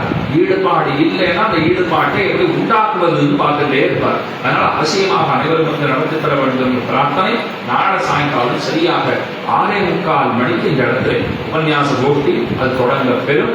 3 விஷயம் சொல்லியிருக்கேன். அந்த 3 விஷயத்தினுடைய அர்த்தங்களை நாளைக்கு தொடர்ந்து விண்ணப்பித்து விட்டு மேலே முதற்பாசனத்துடைய அனுபவத்தை நாளைக்கு செய்ய பிராப்தம். இன்றைய தினம் அந்த முதற்பாசனத்தை அனுசந்தானம் அனைவரும் சேர்ந்து செய்து விடுவோம், விண்ணப்பித்து விடுவோங்கிற பிரார்த்தனையோடு அமைந்தே முடியும். மார்கழி திங்கள் மதுரைந்த நன்னாளாம் நீராட போதுவீர் பொதுவினோ நேரடி சீர்வதுமாய் பாடி செல்வச் சிறுநீர்வாள் ஊர்வேல் கொடுத்துவின் கண்டரோபன் வலன் ஏகாந்த கண்ணிய சோதைகளம் சிங்கம் கார்மேரி செங்கண் கருமணியம் ஒரு முகத்தான் நாராயணனே நமக்கே பரிதருவான் ஆரோகம் புகழப்படைந்தேரோ எம்பாவாய் ஸ்ரீமதே அன்னிசாமாந்திராய் மகாத்மனே ஸ்ரீரங்கவாசினே குயான் ஸ்ரீ